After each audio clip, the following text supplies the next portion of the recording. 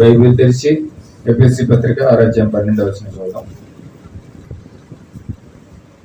ఎఫెసీ పత్రిక 6:12. ఏలయనగా మనము పోరాడున్నది శరీరంతో కాదు గాని ప్రధానులతోనూ అధికారులతోనూ ప్రస్తుత అంధకార సంబంధముగా లోకనాథులతోనూ ఆకాశమండున్న దురాత్మల సమూహములతోనూ పోరాడుచున్నాము. హల్లెలూయా. వాక్యం దేవుడు దీవించును గాక. వాక్యము తన పరిశుద్ధాత్మ సహాయం చేయను గాక.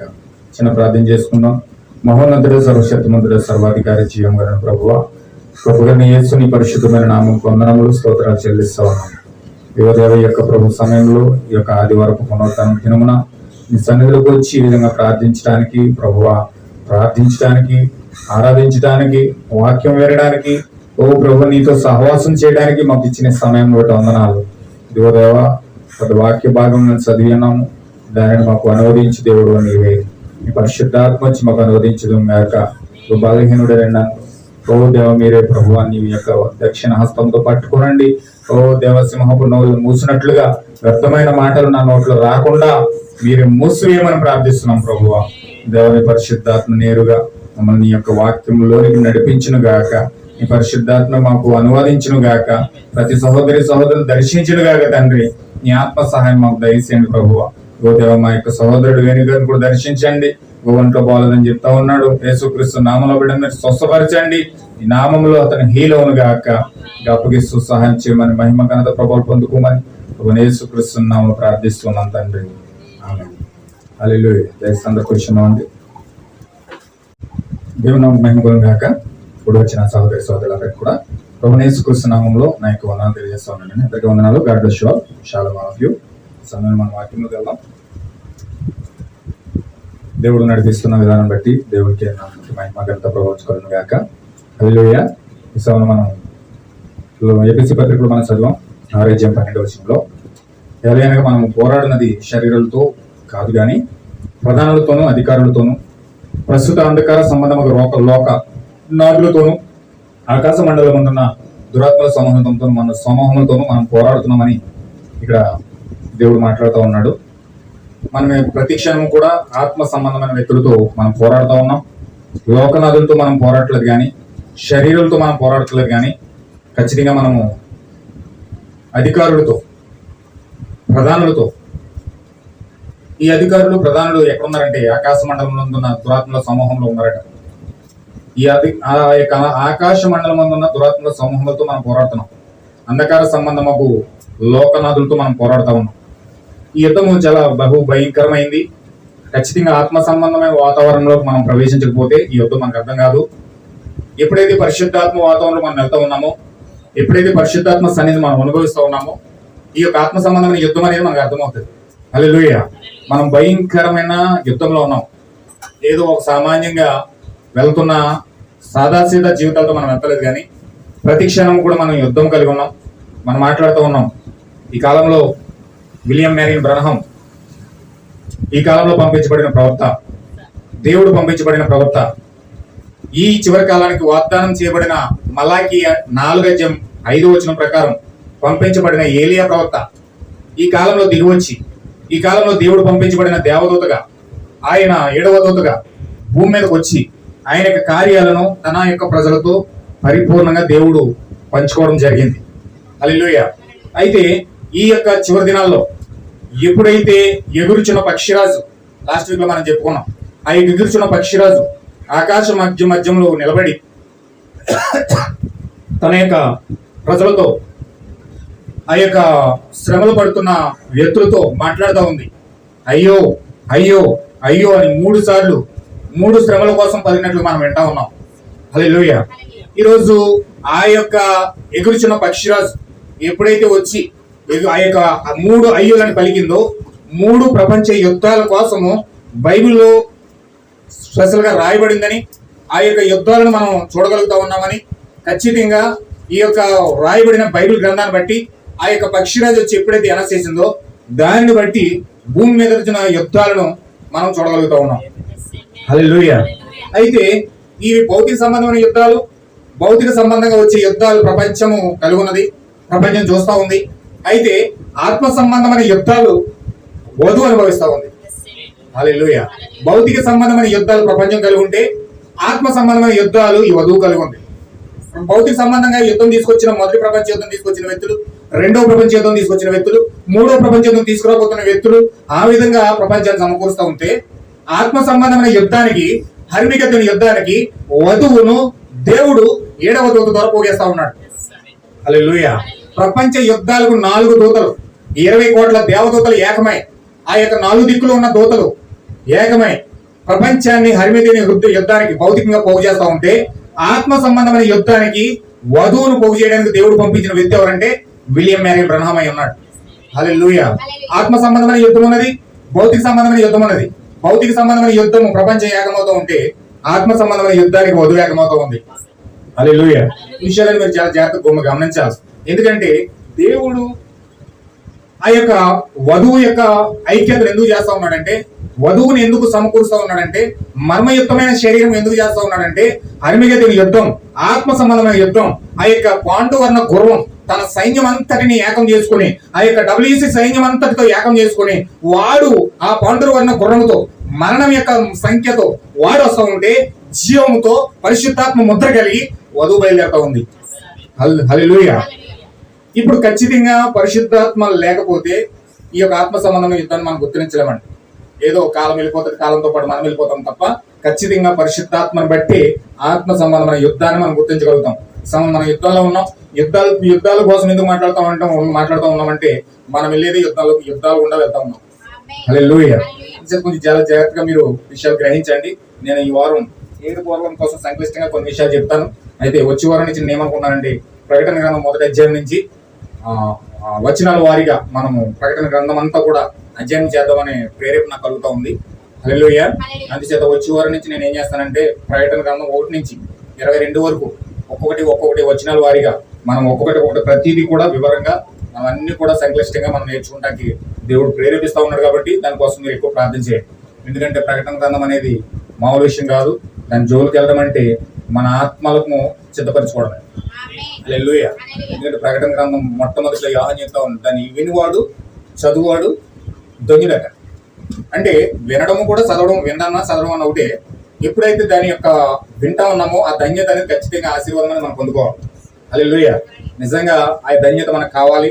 దాన్ని సంక్లిష్టంగా ఆ ప్రకటన గ్రంథం 1 నుంచి 22 వరకు మనం ఆ యొక్క వచనాల వారీగా మొత్తం అంతా కూడా జానిద్దాం. ఎన్ని వారాలు పడుతుందో నాకైతే తెలియదు. దేవుడు నడిపించిన విధానం బట్టి మనం ముందుకు వెళ్దాం.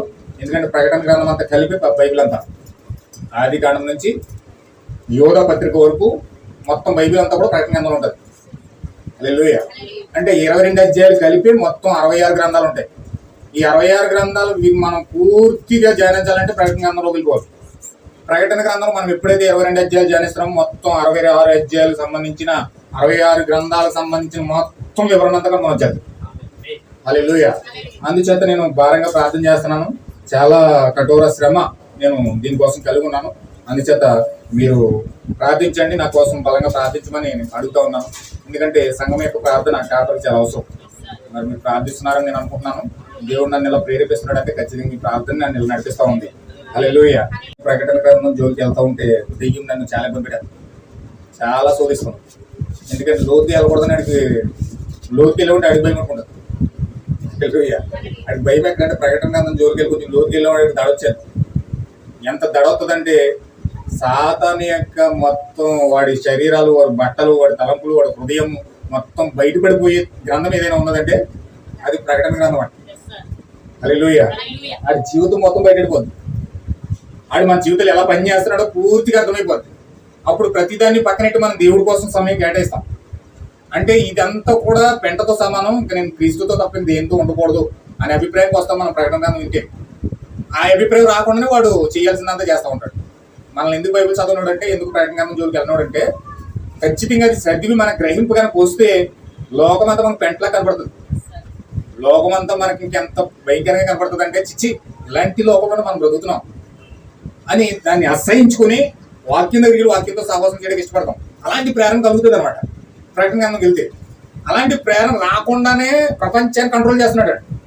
ఈ సిద్ధాంతాలు ఎందుకు తెచ్చాడంటే, సంఘాలు ఎందుకు తెచ్చాడంటే, ఈ అయోమయం అంతా, ఈ గత్రంతా, గలిబిలంతా ఎందుకు తెచ్చాడంటే ఆ యొక్క ప్రేరణ మనకు రాకుండా చేయడానికి. ఎందుకంటే ఆటోమేటిక్గా ప్రేరణ వచ్చిందంటే క్రీస్తు దగ్గరికి వెళ్ళిపోతాం, మన తండ్రి దగ్గరికి వెళ్ళిపోతాం. ఆ తండ్రి దగ్గరికి వెళ్ళకుండా చేయడానికే వాడు చేసే ప్రయత్నం అంతా చేస్తాడు. హల్లెలూయా. అందుకే ఈ రోజు ప్రకటన గ్రంథం ఏ పాస్టర్ అయినా చూడండి, డినామినేషన్ పాస్టర్లో అన్ని పౌరులు చెప్తారు, కానీ ఆ ప్రకటన గ్రంథం జోలికి మాత్రం వెళ్తారు. కానీ వెళ్ళిన ఏం చేస్తారంటే 4 కూరలు అంటే ఏదో రకరకాలుగా వాళ్ళకి అర్థమైన రీతిలో డినామినేషన్ ఏం చెప్తారంటే ప్రకటన గ్రంథం అంతా కమ్యూనిస్ట్ సంబంధించిందని చెప్పి కమ్యూనిజం అడ్డెడతారు. కమ్యూనిజం అంటే అంత్యక్రీస్తు ఎక్కడి నుంచి వస్తాడంటే కమ్యూనిజం నుంచి వస్తాడనుకుంటారు. కమ్యూనిజం అంటే రాజకీయ పార్టీ అనమాట. అంటే అలాంటి పరిస్థితుల్లో నుంచి, అంటే కమ్యూనిస్టులు కదా క్రీస్తు విరోధులు అంటారు, వాళ్ళే కదా ఎక్కువగా క్రైస్తవం ద్వేషించి హేతువాదుల కింద మారిపోయి వాళ్ళే ఎక్కువ క్రైస్తవం ద్వేషిస్తారు. కమ్యూనిస్టులు అంటే దేవుడిని ఇష్టపడరు, వాళ్ళు దేవుడు లేడు దెయ్యం లేదు అంటారు. మానవతావాదులు అనమాట. అంటే సైన్స్ ఎక్కువ వాళ్ళు యాక్సెప్ట్ చేస్తారు కానీ దేవుడిని ఎక్కువ యాక్సెప్ట్ చేయరు. వాళ్ళు కమ్యూనిజం అనమాట. కమ్యూనిస్టులు అంటే దేవుడు అంటే ఒప్పుకోరు, దెయ్యం అని ఒప్పుకోరు. యూట్యూబ్లో మీకు కనపడుతుంది నాస్తికులు అంటారు కొంతమంది. నరేష్ అని ఒకటి కనపడుతూ ఉంటాడు, నాస్తికులు అనమాట.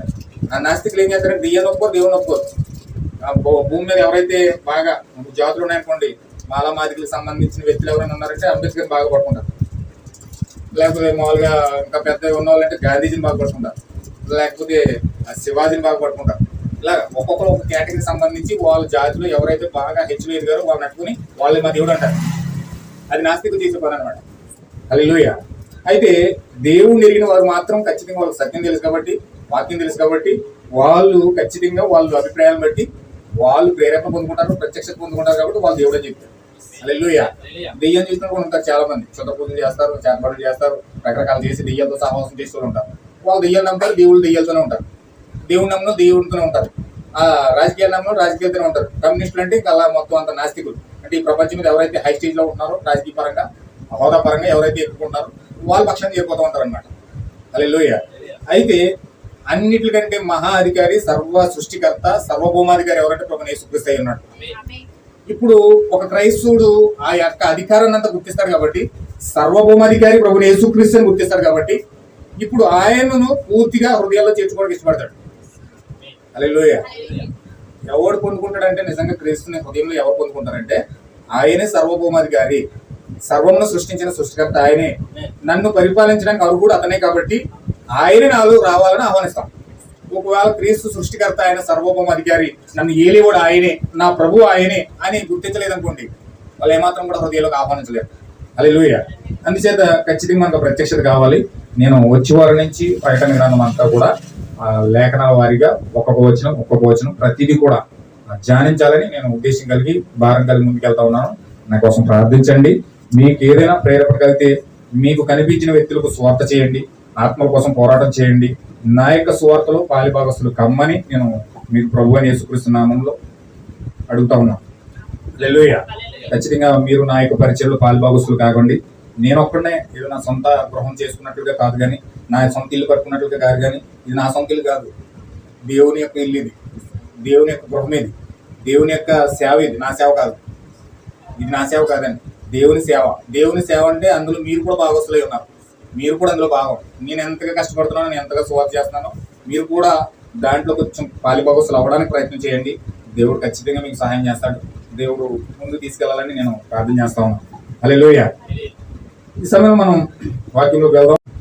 రక్తమాంసాలతో పోరాడతలేదట, ప్రధానులతోనూ అధికారులతోనూ ప్రస్తుత అంధకార సంబంధముకు లోకనాథులతోనూ ఆకాశ మండలమందున దురాత్మల సమూహంతోనూ పోరాడుతున్నాం. హల్లెలూయా.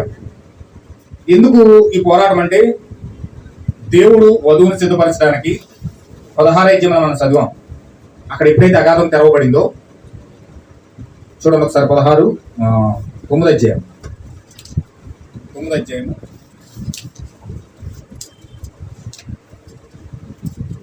ప్రకటన 9వ అధ్యాయం మొదటి నుంచి చదవాలి. 5వ రోజు పూర్వదినప్పుడు ఆకాశం నుండి భూమి మీద రాలిన ఒక నక్షత్రం చూసి అగాధం యొక్క తాళపు చెవి అతనికి ఇవ్వబడెను. అతడు అగాధం తెరవగా పెద్ద కొలిమిలో నుండి లేచి పొగ వంటి పొగ ఆ అగాధంలో నుండి లేచింది. ఆ అగాధంలోని పొగ చేత సూర్యుని వాయుమండలం చీకటి కమ్మాను. చూసారా? అంటే ఎప్పుడైతే అగాధం తెరవబడిందో, అగాధానికి అధిపతి ఎవరంటే మనం చదివాం లూసిఫర్. ఎవరండి? లూసిఫర్. వాడి పేరు అపోల్లోయన్. అపోల్లోయన్ గ్రీక్ భాషలో అపోద్దోన్. వాడు లూసిఫర్ అయి ఉన్నాడు. ఈ లూసిఫర్ ఎప్పుడైతే ఆకాశం నుంచి కింద పడ్డాడో, పడిపోయిన నక్షత్రంగా, ఆకాశం నక్షత్రముగా ఎప్పుడైతే భూమి మీద పడ్డాడో, ఆ భూమి మీద నుంచి డైరెక్ట్ గా వాడికి తెరవబడింది ఏంటంటే అగాధం తెరవబడింది. ఎందుకు అగాధం తెరవబడింది అంటే వాడే అగాధానికి అధిపతి. అంటే ఆ యొక్క అగాధానికి, పాతాళానికి దేవుడు అధిపతిగా నియమించాడు. ఎవరిని? లూసిఫర్. ఇప్పుడు వీడు అగాధానికి అధిపతి కాబట్టి వాడు ఎప్పుడైతే ఆకాశం నుంచి ఆ యొక్క నక్షత్రం ఎప్పుడైతే రాలిందో, ఆ యొక్క తప్పిపోయిన నక్షత్రం ఆ యొక్క ఎప్పుడైతే భూమి మీద పడిందో అగాధం తెరవబడిపోయింది. అగాధం ఎప్పుడైతే తెరవబడిన మరుక్షణమే అందులో నుంచి పెద్ద కొలుగులో నుంచి పొగ బయటకు వచ్చింది.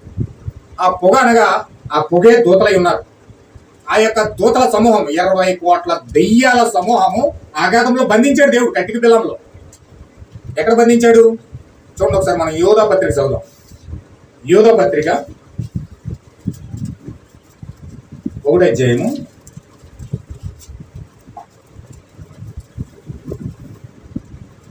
5వ వచనం. మీరు లేఖనం జాగ్రత్తగా పట్టుకోవాలని నేను మనం చేస్తా ఉన్నాను. చూడండి, ప్రతిదీ కూడా లేఖనం ఒక్కొక్కటిగా చూడండి. స్లోగా వెళ్దాం.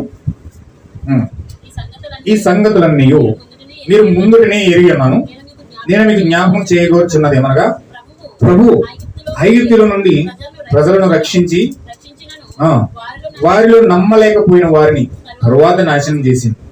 మరియు చూడండి, అక్కడ తమ ప్రధానత్వమును నిలుపుకొనక తమ నివాస స్థలమును విడిచిన దేవదూతలను మహాదేవన జరుగు తీర్పు వరకు కటిక చీకటిలో నిత్య పాశముతో ఆయన బంధించి భద్రం చేశాడు. ఎక్కడ భద్రం చేశాడు చూడండి. అక్కడ ఆ దూతలను ప్రధానత్వం అంటే ఆదిలో జరిగిన ఆది కాండము 1వ అధ్యాయము 1వ వచనం నుంచి 2వ వచనం మధ్యలో జరిగిన యుద్ధంలో ఈ లూసిఫరు 20 కోట్ల దేవదూతలను మోసం చేసి అక్కడ 20 కోట్ల దేవదూతలను 20 కోట్ల దెయ్యాలకి మార్చేసాడు వాడు. అక్కడ జరిగిన యుద్ధంలో 1వ అధ్యాయము 1వ వచనము 2వ వచనం మధ్యలో ఒక భయంకరమైన యుద్ధం జరిగింది. మిఖాయేలు దూతలకి, లూసిఫర్ దూతలకి. ఎప్పుడైతే అక్కడ యుద్ధం జరిగిందో ఆ యుద్ధంలో ఆ యొక్క మిఖాయేలు యొక్క సైన్యము లూసిఫర్ యొక్క సైన్యాన్ని ఓడించింది.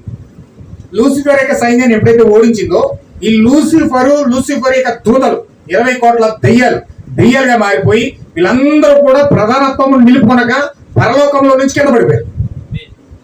హల్లెలూయా. ఈ ఎక్కడి నుంచి వచ్చినాయండి దూతలన్నీ? ఈ దెయ్యాలన్నీ పరలోకంలో ఒకప్పుడు దూతలు. దేవుణ్ణి పరిశుద్ధుడు అని నిత్యము కూడా ఆరాధించే దూతలు. దేవుడు అట్లన్నిటిని చేసుకున్నాడు. ఆ దూతలన్నీ చేసుకుంటే ఆ దూతలన్నిటిని చక్కగా ఆరాధన చేస్తా ఉన్నాయి ప్రభువుకి. అయితే సాతాను ఎప్పుడైతే లూసిఫర్ ఎప్పుడైతే ఆ యొక్క దేవుని యొక్క స్థానాన్ని కోరాడు, దేవుళ్ళ నేను కూడా ఉండాలని ఆ యొక్క ప్రధాన సింహాసనాన్ని, దేవుని యొక్క సింహాసనాన్ని ఎప్పుడైతే కోరాడో వాడికి అసూయ అనేది బయలుదేరిపోయింది. హల్లెలూయా. అసూయ అనేది ఎప్పుడైతే బయలుదేరిందో దేవుడి మీద అసహనం పడతాం మొదలు పెట్టాడు. దేవుడే ఆరాధించబడాలా, మనం ఆరాధించబడకూడదా? దేవుడే స్తుతించబడాలా, మనం స్తుతించబడకూడదా? దేవుడే అంత శక్తులు కలిగి ఉండాలా, మనకు ఉండకూడదా శక్తులు? దేవుడే అన్ని అనుభవించాలా, మనం అనుభవించకూడదా? ఇంకా మన బ్రతుకంతా ఎల్లప్పుడూ స్తుతులు అంటడమేనా? మనం ఆ సింహాసనమే కూర్చోకూడదా? మనకు అధికారం లేదా, అథారిటీ లేదా? ఎందుకు దేవుడు మనం ఎలా చేసేసాడు అని ఒక అసహనం అనేది ఏర్పడి దేవుడి మీదకి పోటీకి దిగాడు సాతాను. దేవుడి మీదే పోటీకి దిగాడు. దేవుడి మీద పోటీకి దిగి వీడు ఏం చేశాడంటే వీళ్ళు వచ్చిన అసూయ అంతా, వీళ్ళు వచ్చిన ద్వేషం అంతా 20 కోట్ల దేవదూతలకు ఎక్కించాడు. హల్లెలూయా. అరే ఏం మనం నిరంతరము పరిశుద్ధుడు ఆరాధన చేస్తున్నాం. మన భక్తులు ఇంటేనా? మనమా అంత పెద్ద సింహాసనం కూర్చుని అర్హత లేదా? మనం ఎప్పుడవుతాం ఆ స్థానంలోకి వెళ్తాం? ఆయనే ఆరాధించుకోవాలా, ఆయనే స్తుతించాలా. మనం ఎవరు స్తుతిస్తారు? మన భవిష్యత్తు మనకు లేదా? మనం బాగుపడొద్దా? మనం స్తుతించబడొద్దా? మనం దేవుళ్ళు అవ్వద్దా అని చెప్పి వాళ్ళని రెచ్చగొట్టి ఆ దూతలందరికీ వీళ్ళు ఉన్న అసూయాన్ని ఎక్కించేస్తే వాళ్ళని ఆ దూతలన్నింటికి కూడా అదే ఆశ మేము కూడా దేవుళ్ళు అవ్వాలి, మేము కూడా దేవుడి స్థానంలోకి వెళ్ళిపోవాలి, మేము కూడా చక్కగా ఆయనలో కూర్చుని ఆరాధన పొందుకోవాలి అని చెప్పి ఆశ దృక్పథం ఈ యొక్క దూతలన్నింటికి వచ్చేసింది. హల్లెలూయా. ఎప్పుడైతే ఆ కోణంలోకి వచ్చిందో, ఎప్పుడైతే అలాంటి ఆశ వాళ్ళకి పుట్టిందో, ఇప్పుడు సాతాను అవకాశవాదిగా మారిపోయాడు కదా. ఎప్పుడైతే ఆలోచన అందరికి తట్టిందో వీడు ఎట్లా ఏమన్నాడు తెలుసా, మీరందరూ నా కోసం నిలబడితే, మీరందరూ కూడా నా కోసం నిలబడితే నేను మిమ్మల్ని దేవుని చేసేస్తానండి. హల్లెలూయా. ఆలోచన పెట్టింది వీడే. అయితే ఆలోచన తీసుకొచ్చిన తర్వాత వాళ్ళందరూ ఆలోచించి ఎడవబడుతూ ఉన్నప్పుడు వీడు ఏమన్నాడంటే, మీరందరూ నా కోసం నిలబడితే నేనే మిమ్మల్ని దేవుడిని చేసేస్తాను. ఆహా, ఈ అంత మహానుభావుడు ఒకడు కొట్టలేదు. దేవుడైతే స్వార్థపరుడు, అసూయపరుడు. ఆయనే సింహాసనం కూర్చోవాలనే స్వార్థం, ఆయనే అనుభవించాలనే ఆ యొక్క ద్వేషం, ఆయన కుళ్ళుడు, స్వార్థపరుడు. మన పట్ల ప్రేమ లేదు, జాలి లేదు. మనల్ని ఎల్లప్పుడు స్తుతులు అంటా ఉన్నాడు తప్ప ఈయనకి ఏమాత్రం మన పట్ల లక్ష్య పెట్టలేదు. ఈ లూసిఫర్ ఉన్నాడే మన కోసం ఎంత ఆలోచించాడు చూడు. మన కోసమే ఆరాటపడతా ఉన్నాడు, మన కోసమే అతను ఆలోచిస్తూ ఉన్నాడు. కాబట్టి మనకందరికీ నాయకుడిగా ఇతను నియమించుకుందాం అని చెప్పి సాతాన్ని పెట్టుకుని నియమించేసుకున్నాం. హల్లెలూయా. భయంకరంగా ఇప్పుడు అనాథులు చేసి అనామకులు చేసాడు సాతాను. ఎవరినైతే నమ్ముకున్నారో క్రిస్టియన్స్ అందరము, ఎవరినైతే ఆరాధన చేస్తున్నారో, ఏ లూసిఫర్కి అయితే వాళ్ళు ప్రార్థన చేస్తున్నారో, ఏ లూసిఫర్కి అయితే వాళ్ళు మొరపెడుతున్నారో, లూసిఫరే వారిని ఇప్పుడు అనామకులుగా చేసి రోడ్ల మీద నిలబెట్టాడు. ఏమన్నా అర్థమవుతుందా? ఇప్పుడు వాళ్ళు అనాథలు అయిపోయారు. చూపు ఎవరు నాయకుడు, మా కోసం నిలబడే ఒక రాజకీయ పార్టీ నాయకుడు ఎవరు అని వెతకడానికి ఇప్పుడు సిద్ధపడ్డారు. ఆ రోజు దూతలన్నీ ఎలాగైతే వెతికినాయో ఇప్పుడు ఎవరు నిలబడతారు మన కోసం? దేవుడితో యుద్ధం చేసి మనం తీసుకెళ్ళి సింహాసనం మీద కూర్చుండబెట్టడానికి ఇప్పుడు మన కోసం నిలబడే వ్యక్తి ఎవరు? ఆ వ్యక్తి ఎవరు అని ఆ యొక్క 20 కోట్ల దెయ్యాలన్నీ దేవదూతలన్నీ ఏకమై పెద్ద పెద్ద మీటింగ్లు పెట్టేసినాయి, పెద్ద పెద్ద సమావేశాలు పెట్టేసినాయి. ఆ సమావేశాలన్నీ ఏర్పాటు చేసినాయి. ఆ రెగ్గొట్టినాడు అందరూ సైలెంట్ గా పక్కన కూర్చున్నాడు. ఈ యొక్క సాతాను బాగా కూర్చున్నాడు లూసిఫర్ పక్కన. అందరూ రెచ్చిపోయి అంతా అయిపోయిన తర్వాత నాయకుడు ఎవరు? హల్లెలూయా. ఆ నాయకుడు ఎవరంటే, మనకు తగిన నాయకుడు ఎవరంటే, మనం నడిపించగలిగిన నాయకుడు ఎవరంటే మన లూసిఫరే. ఆ లూసిఫర్ కనుక మన పక్షాన్ని నిలబడితే ఇప్పుడు ఆయన మన పక్షాన్ని యుద్ధం చేస్తాడు, ఆయన మనం నిలబడతాడు. ఈ పరలోకాన్నంతా కూడా మనం స్వాధీనపరచుకోవాలంటే, మన చేతిలోకి రావాలంటే, దేవుని సైన్యాన్నంతా కూడా ఓడగొట్టేసి ఈ పరలోకాన్నంతా మనం స్వాధీనపరచుకోవాలంటే ఇప్పుడు మనకుండే నాయకుడు ఎవరు అని వాళ్ళందరూ కూడా నిలబడి ఉన్నప్పుడు అదేం జరిగిందో తెలుసండి. వీళ్ళందరూ కలిసి నాయకుడిగా లూసిఫర్ని ఎన్నుకున్నారు. హల్లెలూయా. లూసిఫర్ని ఎప్పుడైతే ఎన్నుకున్నారో వాడు ఆ 20 కోట్ల సైన్యాన్ని అంతా పోగేసుకుని మిఖాయేలు మీద యుద్ధం ప్రకటించాడు. మిఖాయేలు మీద యుద్ధం ప్రకటిస్తే ఆ యుద్ధంలో మిఖాయేలు సైన్యం తక్కువే ఉంది, లూసిఫర్ సైన్యం ఎక్కువ ఉంది. అయినప్పటికీ మిఖాయేలు సైన్యమే గెలిచింది. మిఖాయేలు ఎవరుగా ప్రభువు యేసుక్రీస్తు అయి ఉన్నాడు. ఇప్పుడు ఆయన సైన్యమే గెలిచింది. ఎప్పుడైతే గెలిచిందో పరలోకంలో ఎవరైతే ఓడిపోయారో అక్కడ వాళ్ళు ఉండడానికి వీల్లేదు. పరలోకంలో ఓడిపోయిన వాళ్ళు ఉండడానికి వీల్లేదు. పూర్వకాలం రాజ్యాలు ఎలా యుద్ధాలు చేసేవారంటే, ఇప్పుడు ఒక రాజు వచ్చి ఈ దేశం మీద యుద్ధం చేస్తున్నాడు అనుకోండి, ఈ రాజ్యం మీద ఈ సైన్యం అంతా ఓడిపోయారు అనుకోండి, ఇంక సైన్యం అంతా ఓడిపోయారంటే వాళ్ళందరూ కూడా ఆ రాజ్యాన్ని లొంగిపోవలసింది. లొంగిపోతే ఇప్పుడు ఆయన వచ్చి ఇక్కడ సింహాసనం కూర్చుంటాడు, ఆయన రాజ్యపాలన చేస్తాడు. ఓడిపోయినాడు రాజు లొంగిపోవాలి. అలాగే ప్రపంచాన్ని అలెగ్జాండర్ అనే చక్రవర్తి ప్రపంచాన్ని జయించాడు. అంతకుముందు రోమ్ ఆ యొక్క గ్రీకులు గెలిచారు. అంతకుముందు బబులోను గెలిచింది. బబులోను రాజ్యం ప్రపంచాన్ని శాసించింది. తర్వాత మాదియ పార్సీలు వచ్చి ప్రపంచాన్ని జయించారు. తర్వాత గ్రీక్ రాజ్యం అలెగ్జాండర్ చక్రవర్తి వచ్చి ప్రపంచాన్ని జయించాడు. అలా ప్రపంచాన్ని జయించుకుంటూ దేశాన్ని జయించుకుంటూ వెళ్ళేవారు వాళ్ళు. అయితే చివరి కాలం వచ్చేసరికి మట్టి, ఇనుము, పొసగన రాజ్యాలు వస్తాయి కాబట్టి అవి విడిపోయిన రాజ్యాలు. అందుకే రాజ్యాలు కూడా స్వాతంత్రాలు ఇచ్చేశారు, విడగొట్టేశారు. అన్ని దేశాలు ఇప్పుడు ఇంచుమించు 676 దేశాలు ఐక్యరాజ్య సమితిలో ఆ యొక్క రిజిస్టర్ చేసుకుని స్వతంత్ర దేశాలుగా సాగుతూ ఉన్నాయి. హల్లెలూయా. జాగ్రత్తగా మీరు గమనించండి. 670 దేశాలు ఇంచుమించు ఐక్యరాజ్య సమితిలో రిజిస్టర్ అయ్యి దేశాలుగా విభాగించబడి వాళ్ళు స్వాతంత్రం పొందుకొని దేశాలు కూడా పోరాటం చేస్తూ ఉన్నాయి. అయితే ఖచ్చితంగా ఆ యొక్క ఓడిపోయిన రాజ్యం ఏం చేయాలంటే గెలిచిన రాజ్యం బానిస అయిపోవాలి, లొంగిపోవాలి. ఎప్పుడైతే లూసిఫర్ యొక్క సైన్యము మిఖాయేలు సైన్యం లొంగిపోయిందో వెంటనే మిఖాయేలు ప్రభువుని యేసుక్రీస్తు ఏం చేశాడంటే వాడిని బంధించి వాడికి రాజ్యం ఇవ్వకుండా, వాడికి దేశాన్ని ఇవ్వకుండా వాడిని ఏం చేశాడంటే పాతాలను గెంటేసి, పాతాలనికి అధిపతిగా ఉన్నాడు కాబట్టి లూసిఫరు వాడిని పాతాలకు గెంటేసి ఇక్కడ దేవదూతలందరినీ, ఆ దెయ్యాల కింద మారిపోయిన దేవదూతలందరినీ ఆ యొక్క కటిక బిలంలో పాతాంలో బంధించేశాడు. ఏమీన్ హల్లెలూయా. ఇప్పుడు ఎక్కడున్నారంటే వాళ్ళు కట్టిక బిలాములు బంధించేశారు. ఆ కట్టిక బిలం ఎక్కడ ఉందంటే భూమిలో ఉంది. హల్లెలూయా. చూడండి ఇక్కడ మనం కొన్ని విషయాలు చూద్దాం. అవి చూడండి, పరిమాణాలు చూడండి. 7 పరిమాణాలు ఉన్నాయి. 7 పరిమాణాలు మొదటి పరిమాణం ఏంటంటే వెలుగు. కనపడుతుందండి? ఇదిగోండి ఈ యొక్క పరిమాణాలు అన్నమాట. 7 పరిమాణాలు అంటే 7 పరిమాణాలు కానీ దేవుడు సృష్టించేశాడు.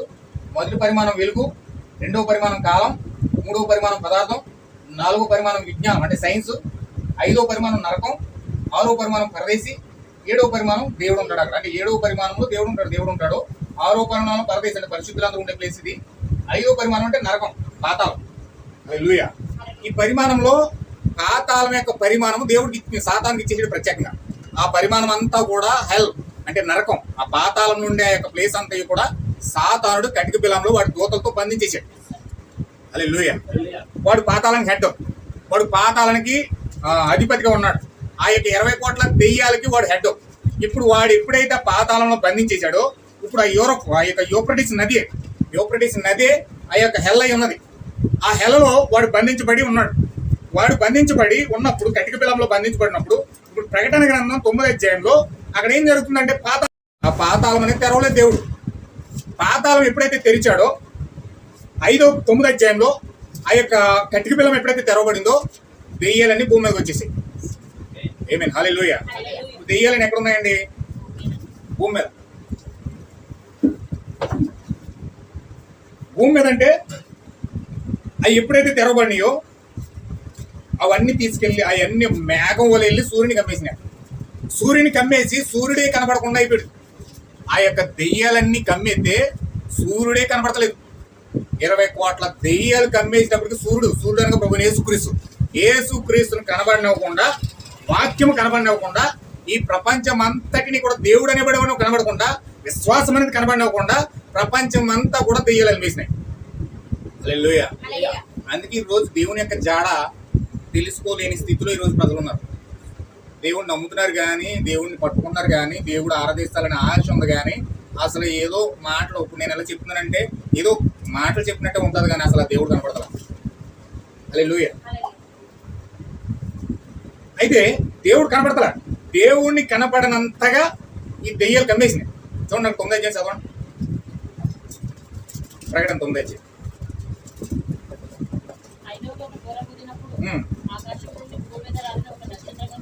చూచి తిని పట్టుకోండి, అది జాగ్రత్తగా మా ధ్యానించి నొక్కి చదవాలి. ఇవ్వబడిను తెరవగా పొగ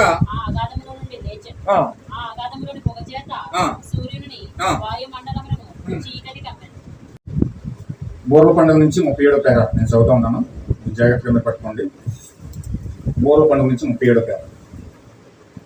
ప్రకటన గ్రంథంలో మొదటి 3 అధ్యాయాలు కూడా సంఘములకు జరుగు సంఘటనలు మనకు బయలుపరుస్తూ ఉన్నాయి. తరువాత 3వ అధ్యాయం నుండి 19వ అధ్యాయం వరకు సంఘం యొక్క ఛాయ కనపడదు. అంటే ప్రకటన 4వ అధ్యాయంలో సంఘం పైకి వెళ్ళిపోయింది, ఎత్తబడింది. అంటే 4వ అధ్యాయంలో సంఘం ఎత్తబడుతుంది అనమాట. మరలా ప్రకటన 19వ అధ్యాయంలో వధువు పెండ్లి కుమారుడు కలిసి భూమి మీదకి వస్తుంది. 19వ అధ్యాయం నుండి 22వ అధ్యాయం వరకు అది 1000 ఏళ్ల పరిపాలన కోసం దేవుడు వివరిస్తా ఉన్నాడు. 19 నుంచి 22 వరకు 1000 ఏళ్ల పరిపాలన కోసం మనకి ఎలా జరగబోతుంది, 1000 ఏళ్ల పరిపాలన ఎలా ఉండబోతుంది, అక్కడ క్రీస్తు ఎలాగా 1000 ఏళ్ల పరిపాలన చేయబోతా ఉన్నాడు, ఆ 1000 ఏళ్ల పరిపాలన నువ్వు ఎలాగుంటావు, ఏం చేస్తావు, అక్కడ ఏం జరుగుతుంది, ఇవన్నీ కూడా విషయాలన్నీ కూడా ప్రకటన 19 నుంచి 22 వరకు ఆ యొక్క అధ్యాయంలో మనకు దొరుకుతుంది. ఆ తర్వాత దాని గురించి చెప్పబడింది. 4వ అధ్యాయం నుండి 19వ అధ్యాయం వరకు దేవుడు ఇశ్రాయేలుతో మాట్లాడుతూ ఉన్నాడు. హల్లెలూయా. అంటే ఇశ్రాయేలుతో ఏ విధంగా వాళ్ళని సంధిస్తున్నాడో, వాళ్ళని ఎలా బలపరుస్తున్నాడో, వాళ్ళని ఎలాగా ఏసేపు అన్నదమ్ములతో ఎలాగైతే వెళ్ళాడో, ఐగుప్తు దేశంలో అన్నదమ్ములతో ఎలాగైతే ఆయన మాట్లాడుతూ ఉన్నాడో, ఒక అన్యజనుల వలె ఆయన ఐగుప్తులో ఉన్నాడు. ఆయన యూదుడు, కానీ ఐగుప్తులో ఉండి ఒక ఐగుప్తీయులుగా యూదులతో మాట్లాడుతూ ఉన్నాడు. నేరుగా ఆయన ఇజ్రాయేల్ దగ్గరికి వెళ్ళిపోయి నేను ఇజ్రాయేల్ని, నేను మీ దేవుడిని యెహోవాను అన్నట్టుగా మాట్లాడతలేదే. ఇజ్రాయేల్ దేశంలో, ఐగుప్తు దేశంలో ఉండి ఐగుప్తు దేశ రాజుగా యూదులతో మాట్లాడుతూ ఉన్నాడు. హల్లెలూయా. ఇది ఎలా మాట్లాడుతూ ఉన్నాడంటే ఇప్పుడు బలిష్ఠుడైన దూతగా అన్యజనులు దిగి వచ్చి ఈ గొప్ప ఏసేపు ఇక్కడ బలిష్ఠుడైన దూతకి ఇక్కడ అన్యజనులు తిరుగుతూ ఉన్నారు. అన్యజనుల యొక్క సంఘానికి, మర్మయుక్తమైన సంఘానికి, మర్మయుక్తమైన దేశానికి రాజు ఎవరంటే ఈ గొప్ప ఏసేపు అయి ఉన్నాడు. హల్లెలూయా. ఇప్పుడు ఈ గొప్ప ఏసేపు మాట్లాడే మాటలు ఎలా ఉన్నాయంటే, ఆ యొక్క యూదులు ఈ యొక్క అన్యజనులను సంధించినప్పుడు ఇక్కడి నుంచి ఆహారం మోసుకెళ్ళడానికి వాళ్ళకి ఆహారం లేదు. ఇజ్రాయేల్కి ఆత్మ సంబంధమైన ఆహారం లేదండి, వాక్యం లేదు. వాళ్ళకి వాక్యం ఉండాలంటే దేవుడు అక్కడ ఉండాలి. వాక్యం ఉండాలంటే వాళ్ళకి దేవుడు అక్కడ ఉండాలి, వాళ్ళతో సహవాసం చేయాలి. కానీ దేవుడు ఎక్కడ ఉన్నాడండి? దేవుడు ఇప్పుడు వాళ్ళని సంధించట్లేదు, వాళ్ళ దగ్గర లేడు. అన్యజనుల దగ్గరికి వచ్చి బలిష్ఠుడైన దూతగా 1963లో దిగి వచ్చి అన్యజనులు సంధిస్తున్నాడు. ఇప్పుడు అన్యజనులతో మాట్లాడుతున్నాడు ఆయన. ఇప్పుడు అన్యజనుల మధ్యలో తిరుగుతున్నాడు. ఎవరు వింటున్నారు? అర్థమవుతుందండి. ఒకప్పుడు 2000 సంవత్సరాల క్రితం యేసుక్రీస్తు ఇజ్రాయేల్తో ఎలాగైతే శారీరకంగా మాట్లాడాడో, 2000 సంవత్సరాల క్రితం 3.5 సంవత్సరాల పాటు తిరిగి ఇజ్రాయేల్ ఎలాగైతే సంధించాడో, దర్శించాడో, అలాగే ఈ కాలంలో ఇప్పుడు 3.5 సంవత్సరాల పాటు యేసుక్రీస్తు బలిష్ఠుడైన దూతగా దిగి వచ్చి అన్యజనుల మధ్యలో తిరుగుతున్నాడండి. హల్లెలూయా. అక్కడ ఆయన తిరుగుతూ సమరయ స్త్రీని దర్శించాడు, సీమోను దర్శించాడు, నతానియేలుని దర్శించాడు, పొట్టు జక్కయ్యని దర్శించాడు, యేసేపుని దర్శించాడు, యాకోబుని దర్శించాడు. ఇలా అందరినీ కూడా దర్శించుకుంటూ అసలైన మర్మయుక్తమైన శరీరంలో ఎవరైతే ఉన్నారో వారిని వ్యక్తిగతంగా దర్శించుకుంటూ వారిని సమూహంగా పెంతుకొస్తులో పంపించడానికి సిద్ధపరుస్తూ ఉన్నాడు ఆయన.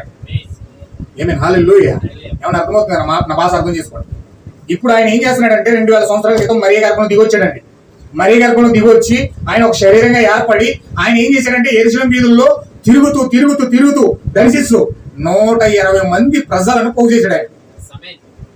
అంటే దేవుని యొక్క వాక్యాన్ని గుర్తించిన ప్రజలంతా ఎంతమంది అంటే అక్కడ 120 మంది గుర్తించారు. చాలా మంది ఇజ్రాయెల్ దేశంలో ప్రజలు బోడు మంది ఉన్నారు. శాస్త్రులు ఉన్నారు, పరిసయ్యులు ఉన్నారు, సద్దుకేయులు ఉన్నారు, వేరేదీలు ఉన్నారు, చాలా మంది ప్రజలు ఉన్నారు. వాళ్ళందరూ కూడా ధర్మశాస్త్ర గ్రంథాలను బోధిస్తున్నారు, వాక్యాన్ని బట్టి బోధిస్తున్నారు. వాళ్ళు నిలబడ్డారు, వాళ్ళు యెహోవా కోసం నిలబడ్డారు, ధర్మశాస్త్రం పాటిస్తున్నారు. కానీ అన్ని చేస్తున్నా కానీ ఆ కాలం యొక్క, ఆ గడి యొక్క వాక్యాన్ని గుర్తించలేని గుడితనంతో ఉన్నారండి. ఎవరండి? ఇజ్రాయేల్ ప్రజలు. శాస్త్రులు కానీ, పరిచయాలు కానీ, సద్దుకేయులు కానీ, హెరోదీలు కానీ, వాళ్ళని వెంబడిస్తున్న విశ్వాసులు కానీ, వాళ్ళందరూ కూడా ఎవరిని వెంబడిస్తున్నారంటే మోషేని వెంబడిస్తున్నారు. మోషే రాసిన ధర్మశాస్త్ర గ్రంథాన్ని వెంబడిస్తూ ఉన్నారు. కానీ ఆ గడియలో వచ్చిన క్రీస్తుని వాళ్ళు స్వీకరించిన స్థితిలో లేరు. ఎందుకంటే ఆయన వచ్చి అని చెప్పేదంతా కూడా వ్యతిరేకంగా చెప్తా ఉన్నాడు. విశ్రాంతి దినాన్ని వ్యతిరేకంగా చెప్తా ఉన్నాడు, వారు పాటించే ఆచారాలకు వ్యతిరేకంగా చెప్తా ఉన్నాడు, వాళ్ళు నమ్మే సిద్ధాంతాలకు వ్యతిరేకంగా చెప్తా ఉన్నాడు. అది కాదు ఆయన, మీకు కాదు విశ్రాంతి, నేను ఇస్తాను విశ్రాంతి రెండు అంటా ఉన్నాడు. ఏం చెప్పినా సరే అవన్నీ కూడా వాళ్ళకి వ్యతిరేకంగా కనబడుతున్నాయి. విశ్రాంతి దినాన్ని ఎవరో కూడా పచ్చి మంచినీళ్ళు కూడా ముట్టుకోకూడదు. ఈయన ఏం చేశాడంటే అక్కడికి వెళ్ళిపోయి కొట్టుకుంటోడికి ఏం చేశాడంటే, పక్షవాతం కలిగిన వ్యక్తికి ఏం చేశాడంటే కాళ్ళు ఇచ్చేసాడు, బాగు చేశాడు. నీ పాపాలని క్షమించబట్టే పరిపెత్తుకుని వెళ్ళిపోన్నాడు. వీళ్ళకి వెంటనే ఎంత కోపం వచ్చిందంటే, మా విశ్రాంతి దినం పాడు చేస్తావా ఏంటి? అక్కడ కొట్టుకుంటే 20 సంవత్సరాలు 30 సంవత్సరాల నుంచి పడున్న వ్యక్తి పక్షవాతంతో పడిపోయి, కాళ్ళు చేయి పడిపోయి, అక్కడ తొలుతూ అడుక్కుంటున్న వ్యక్తి పక్షవాతం పోయి స్వస్థపరచబడి చక్కగా సంతోషంగా ఇంటికి వెళ్ళాడన్న సంతోషం లేదు వాళ్ళకి. ఏమంటే ఎవరైనా ఒక వ్యక్తి అద్భుతం జరిగి స్వస్థత పొందుకుని పక్షవాతం అంతా పోయి దేవుని సన్నిధిలో చక్కగా స్వస్థత పొందుకున్నాడు, ఎంత ఆనందం ఉంటుంది, ఎంత ఆనందం. అసలు వాళ్ళందరూ కూడా ఎంత ఆనందపడాలి చెప్పండి ఒకసారి. ఆదివారము ప్రార్థనకి వెళ్ళారండి, ప్రార్థన జరుగుతూ ఉంది. ప్రార్థన జరుగుతూ ఉంటే వాళ్ళు సబ్బాత్, మనం ఆదివారం చేస్తున్నాం, వాళ్ళు సబ్బాత్ శనివారం చేస్తారనమాట. శనివారం అందరూ సంఘానికి వచ్చారు. మీరు ఎక్కడైనా పెద్ద పెద్ద సంఘాలకు వెళ్ళండి, పెద్ద పెద్ద సంఘాలకు వెళ్తే ఒక క్రౌడ్ ఉన్న అక్కడ బాగా ఎక్కువ 1000 మందో 2000 మందో సంఘం వస్తున్నారు అనుకోండి. ఆ సంఘం లోపలంటే ఉంటే బయట మంది 10 మంది సాపలే చేస్తారు, కింద టవలే చేస్తారు, అడుక్కునే ఉంటారు. మీకు తెలుసు కదా, శివ నుంచి శివ 10 మంది 15 మంది అవతల యువతల అడుక్కునే వాళ్ళు ఏం చేస్తారంటే ఇలా టవల్ పరిచేసి కూర్చుంటారు అక్కడ చాలా మంది. అలాగే యెరూషలేం దేవాలయంలో కూడా అందరూ కూడా పసకకు వచ్చారండి. విశ్రాంతి దినం శనివారం సబ్బాత్ చేయడానికి వచ్చారు. అందరూ చర్చికి వెళ్ళారు. చర్చికి వెళ్ళి అందరూ ఆరాధన చేస్తున్నారు. ఈలోగా యేసుక్రీస్తు కూడా చర్చికి వెళ్తాకు వచ్చాడు. విశ్రాంతి దినాన్ని చర్చికి వెళ్తాకు వస్తే ఇంచుమించు 38 సంవత్సరాల నుంచి పడున్నాడు అక్కడ, పక్షవాతంతో పడున్నాడు ఒక వ్యక్తి. యేసుక్రీస్తు తనంతటితో వెళ్తా ఉంటే అతను చూసాడు, తేరు చూశాడట. ఎప్పుడైతే తేరు చూశాడో అతను అన్నాడు, అతనిలో ఏదో తెలియని ఒక లోపల బలమైన విశ్వాసం యేసుక్రీస్తుని పిలిచింది. లోపల విశ్వాసం యేసుక్రీస్తుని పిలిచింది. యేసుక్రీస్తుని పిలిస్తే యేసుక్రీస్తు వెంటనే వెనక్కి తిరిగాడు. వెనక్కి తిరిగి, సహోదరుడా నీ పాపాలన్నీ క్షమించబడ్డాయి, నువ్వు పరుపెత్తుకుని లే అన్నాడు. పరుపెత్తుకుని లే, నువ్వు స్వస్థపరచబడ్డావు అన్నాడు. వెంటనే ఆ యొక్క వ్యక్తి దిక్కులు లేచి స్వస్థత పొందుకొని ఆ పరుపంతా అక్కడ పడేసి ఆ చేపలని అక్కడ పట్టుకుని పరుగుని ఇంటికి వెళ్ళిపోతా ఉన్నాడు. ఇంటికి వెళ్తా ఉంటే పక్కన ప్రధాన యాజకుడు చూసాడంట. ఆ చర్చి లోపల ఉన్న ప్రధాన యాజకుడు తమ్ము చూసి యేసుక్రీస్తు వస్తున్నాడు, ఏం చేస్తాడని మూలం చూస్తున్నాడు. రావడం స్వస్థపరచడం, ఆ వ్యక్తి స్వస్థపరచడం చూశాడు. వెంటనే మొత్తం చర్చినంతనే లేపుని బయటకు వచ్చేసాడు. చర్చినంతా లేపుకొచ్చి బయటకు వచ్చేసి, ఇదిగో ఈ వ్యక్తి చేసి నాకు ఘోరం చూడండి, మన విశ్రాంతి దినాన్ని వ్యక్తి అపవిత్రపరిచాడు, మన విశ్రాంతి దినాన్ని పాడు చేశాడు, అందుకే ఇతన్ని ఏం చేయాలి, ధర్మశాస్త్ర ప్రకారం రాళ్ళు పెట్టుకుని చంపేయాలి అని చెప్పి ఒక్కొక్కడు రాయలు తీసుకుని పెద్ద పెద్ద రాయలు తీసేస్తున్నారు. హల్లెలూయా. చూడండి అది ఎంత భయంకరమైన ఘోరంగా ఉందో చూడండి. ఒక వ్యక్తి చర్చికి వచ్చి స్వస్థపరచబడి ఆ యొక్క పక్షవాతం నుంచి అతను విడిపించబడితే సంతోషించకుండా పోయి మా యొక్క విశ్రాంతి దినాన్ని అపవిత్రపరిచామని బాధపడిపోతున్నారు. చాలా బాధపడ్డారు, వేదన పడ్డారు. అయితే దేవుడు ఏం చేశాడంటే, అయ్యా మీ విశ్రాంతి దినాన్ని ఒక ఎద్దు కానీ ఒక మేక కానీ ఒక గొర్రె కానీ గోతులో పడిపోతే చచ్చిపోయే స్థితిలో ఉంటే అలా వదిలేస్తారు దాన్ని, బాగు చేయరా, తీయరా? విశ్రాంతి దినం శ్రేష్టమా, ఈ యొక్క చచ్చిపోయేదాన్ని బ్రతికించడం శ్రేష్టమా అని అడుగుతాడు.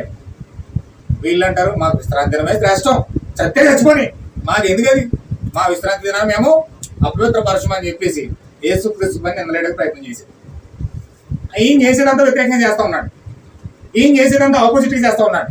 అది వాళ్ళకి నచ్చలేదు. అయితే వీళ్ళు ఏం చేశారంటే వెంటనే తిరగబడి యేసుక్రీస్తును రాళ్ళు పెట్టి చెప్పడానికి సిద్ధపడ్డారు. హల్లెలూయా. అయితే ఏం జరిగింది చూడండి. వాళ్ళందరూ ఏకమవుతూ ఉన్నారు. ఆ యొక్క సంఘాలతో, ప్రధాన యాజకులతో ఆ యొక్క ప్రజలందరూ ఏకమవుతూ ఉన్నారు.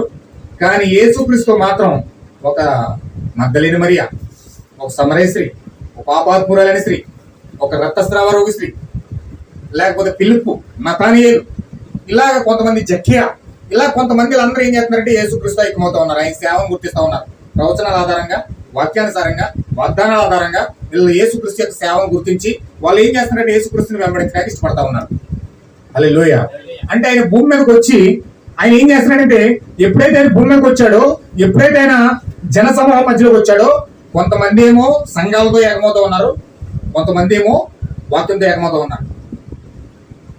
అయితే ఏం జరుగుతుందో చూడండి. ఏకమవుతూ ఉన్నప్పుడు వీళ్ళందరూ కూడా యేసుక్రీస్తు భూమి మీదకి వచ్చి ఆత్మ సంబంధమైన వ్యక్తులను కడతా ఉన్నాడు. 2000 సంవత్సరాల క్రితం యేసుక్రీస్తు వచ్చి ఎలాగైతే 2 కార్యాలు జరుగుతున్నాయి, సంఘాలతో ఏకమవుతూ ఉన్నారు, వాక్యంతో ఏకమయ్యే వాళ్ళు వాక్యంతో ఏకమవుతూ ఉన్నారు. అలాగే 2000 సంవత్సరాల క్రితం వ్యక్తిపరంగా ఒక వ్యక్తిగా భూమి మీద దిగొచ్చి ఎలాగైతే యెరూషలేము నడివీధిలో తిరిగాడో, ఇప్పుడు కూడా ఆయన అన్యజనుల మధ్యలో తిరుగుతూ ఉన్నాడు. ఇప్పుడు కూడా ప్రభువైన యేసుక్రీస్తు భూమి మీదకి వచ్చి అన్యజనుల మధ్యలో తిరుగుతూ ఉన్నాడు. ఇప్పుడు అక్కడ 120 మందిని ఎలాగైతే ఆత్మ సంబంధం వ్యక్తులు పోగేశాడో, ఇప్పుడు అలాంటి వ్యక్తులు మర్మయుక్తమైన శరీరంగా పోగు చేస్తూ ఉన్నాడు. ఆయన మీకు అర్థమైంది అనుకుంటున్నాను నేను. ఆయన మర్మయుక్తంగా తిరుగుతూ ఉన్నాడు. మర్మయుక్తంగా తిరిగి వీళ్ళు ఎక్కడ తీసుకెళ్ళడానికి, ఈ 120 మందిని ఎక్కడికి తీసుకెళ్తున్నాడు? ఈయన పెంతెకోస్తులో పంపిస్తున్నాడు. పెంతెకోస్తులో తీసుకెళ్లి వాళ్ళు ఎప్పుడైతే పరిశుద్ధాత్మ బాప్తిసం పొందుకుంటారో వాళ్ళు క్రీస్తుతో ఏకమవుతారు. హల్లెలూయా. ఏది పేతురు వెళ్ళి యేసుక్రీస్తు పక్కన పడుకున్నాడు. పేతురు యేసుక్రీస్తు పక్కన కూర్చొని ఇద్దరు కలిసి భోజనం చేశారు. హల్లెలూయా. అక్కడ పేతురు యేసుక్రీస్తు పక్కనే ఉన్నాడు, యోహాను యేసుక్రీస్తు పక్కనే ఉన్నాడు, శిష్యులందరూ యేసుక్రీస్తు పక్కన తిరిగారు, తిన్నారు, తాగారు, అన్ని చేశారు. అయినా వాళ్ళకి పరిశుద్ధాత్మ బాప్తిసం రాలే. హల్లెలూయా. అందుకే ఈరోజు మనము యేసుక్రీస్తు మన పక్కనే, బైబిల్ మన పక్కనే ఉండొచ్చు, లేకపోతే బైబిల్ అంతా మనం చదువు ఉండొచ్చు, లేకపోతే ప్రార్థన చేస్తుండొచ్చు, లేకపోతే రకరకాల కార్యాలను చేసొచ్చు, కానీ అయినా సరే యేసుక్రీస్తు రాడండి. యేసుక్రీస్తు ఏదో బైబిల్ చదివినంతరాన్ని మనలోకి వచ్చాడు, ఒక ప్రార్థన చేసినంతరాన్ని మనలోకి వచ్చాడు, ఒక పాట పడినంతరాన్ని వచ్చాడు. యేసు శిష్యులంగా ఆయన పక్కన కూర్చొని తిన్నారు, తాగారు, చేయాల్సిన పని అంతా కూడా చేశారు. ఇది మొదటి రకం. యేసుక్రీస్తు అక్కడ వచ్చి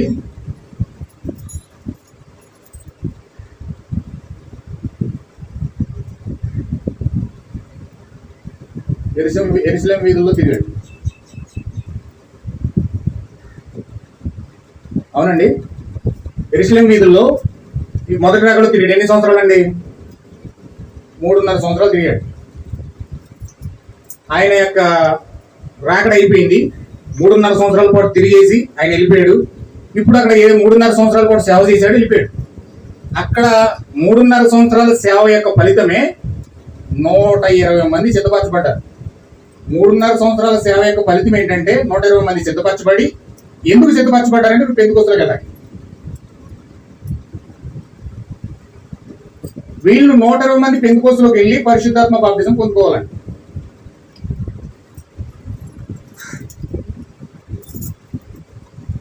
పరిశుద్ధాత్మ బాప్తిజం పొందుకోవడానికి ఈ 3.5 సంవత్సరాల సేవ యొక్క ఫలితమే 120 మంది పెంతెకొస్తలోకి వెళ్ళి పరిశుద్ధాత్మ బాప్తిజం పొందుకోవాలి. అంటే ఈ 120 మంది ఎప్పుడైతే సిద్ధపరచబడ్డారో పెంతెకొస్తలోకి వెళ్ళి పరిశుద్ధాత్మ బాప్తిజం పొందుకున్నారు. ఇది మొదటి రాకడ యొక్క ఫలితం. మొదటి రాకడలో ఆయన దిగొచ్చాడు, యెరూషలేము వీధుల్లో తిరిగాడు. తిరిగినప్పుడు అక్కడ ఏం జరిగిందంటే 120 మంది సిద్ధపరచబడ్డారు. వారు పెంతెకొస్తలోకి వెళ్ళి పరిశుద్ధాత్మ బాప్తిజం పొందుకున్నారు. ఇది ముఖ్య లక్షణం. ఇప్పుడు రెండవ రాకడలో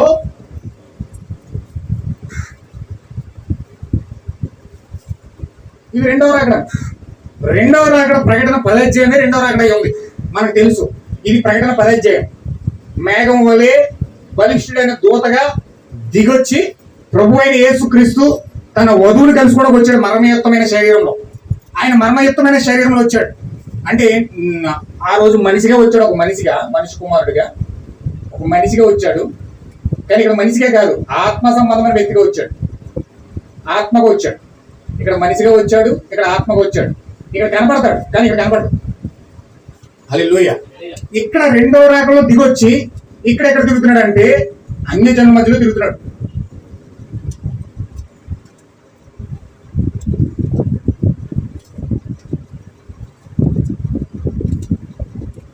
ఇక్కడ తిరగడం వల్ల వచ్చే ఫలితం ఏంటంటే ఇక్కడ మర్మయుక్తమైన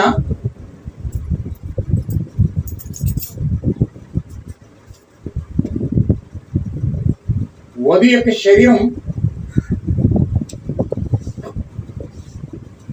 తయారవుతా ఉంది.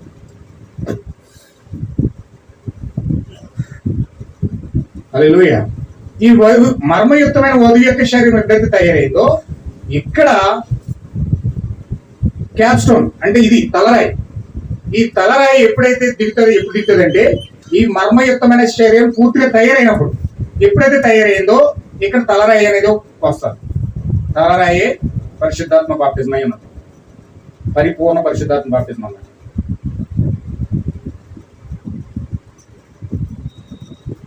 పరిపూర్ణ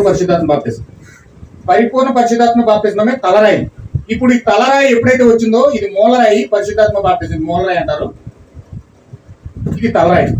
ఇప్పుడు ఈ రెండు రాకడల ద్వారా పరిపూర్ణ వధువు యొక్క శరీరం తయారవుతుంది అన్నమాట. మొదటి రాకడలో వచ్చినప్పుడు 120 మంది సిద్ధపరచబడ్డారు. రెండో రాకడలో వచ్చినప్పుడు మర్మయుక్తమైన శరీరం అనేది తయారవుతా ఉంది. ఎప్పుడైతే ఈ శరీరం అనేది తయారైందో ఆ శరీరం పైన తలరాయిగా దిగుతాడు అన్నమాట. హల్లెలూయా. హల్లెలూయా. ఇప్పుడు ఇది రెండో రాకడ.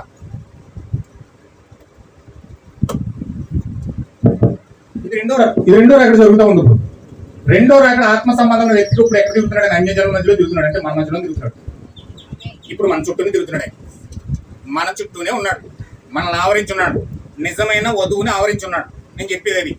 ఇప్పుడు నేను ఆ ప్రకటన గ్రంథం అంతా మనకు క్షుణ్ణంగా లేఖనాలతో కనుక మనం గుర్తించకపోతే మన పక్కన ఉన్న యేసుక్రీస్తుని మిస్ అయ్యామంటే ఖచ్చితంగా చాలా ప్రాబ్లం ఫేస్ చేయవలసి వస్తుంది. హల్లెలూయా. అందుకే నేను మాట్లాడేది ఎందుకు మాట్లాడుతున్నానంటే ఎందుకు లోతుగా మిమ్మల్ని తీసుకెళ్లాలనుకుంటున్నానంటే మన పక్కన ఉన్న మర్మయుక్తమైన శరీరాన్ని మనం గుర్తించాలి. ప్రభువైన యేసుక్రీస్తు యొక్క మర్మయుక్తమైన శరీరాన్ని గుర్తించాలి. నా తప్పనది.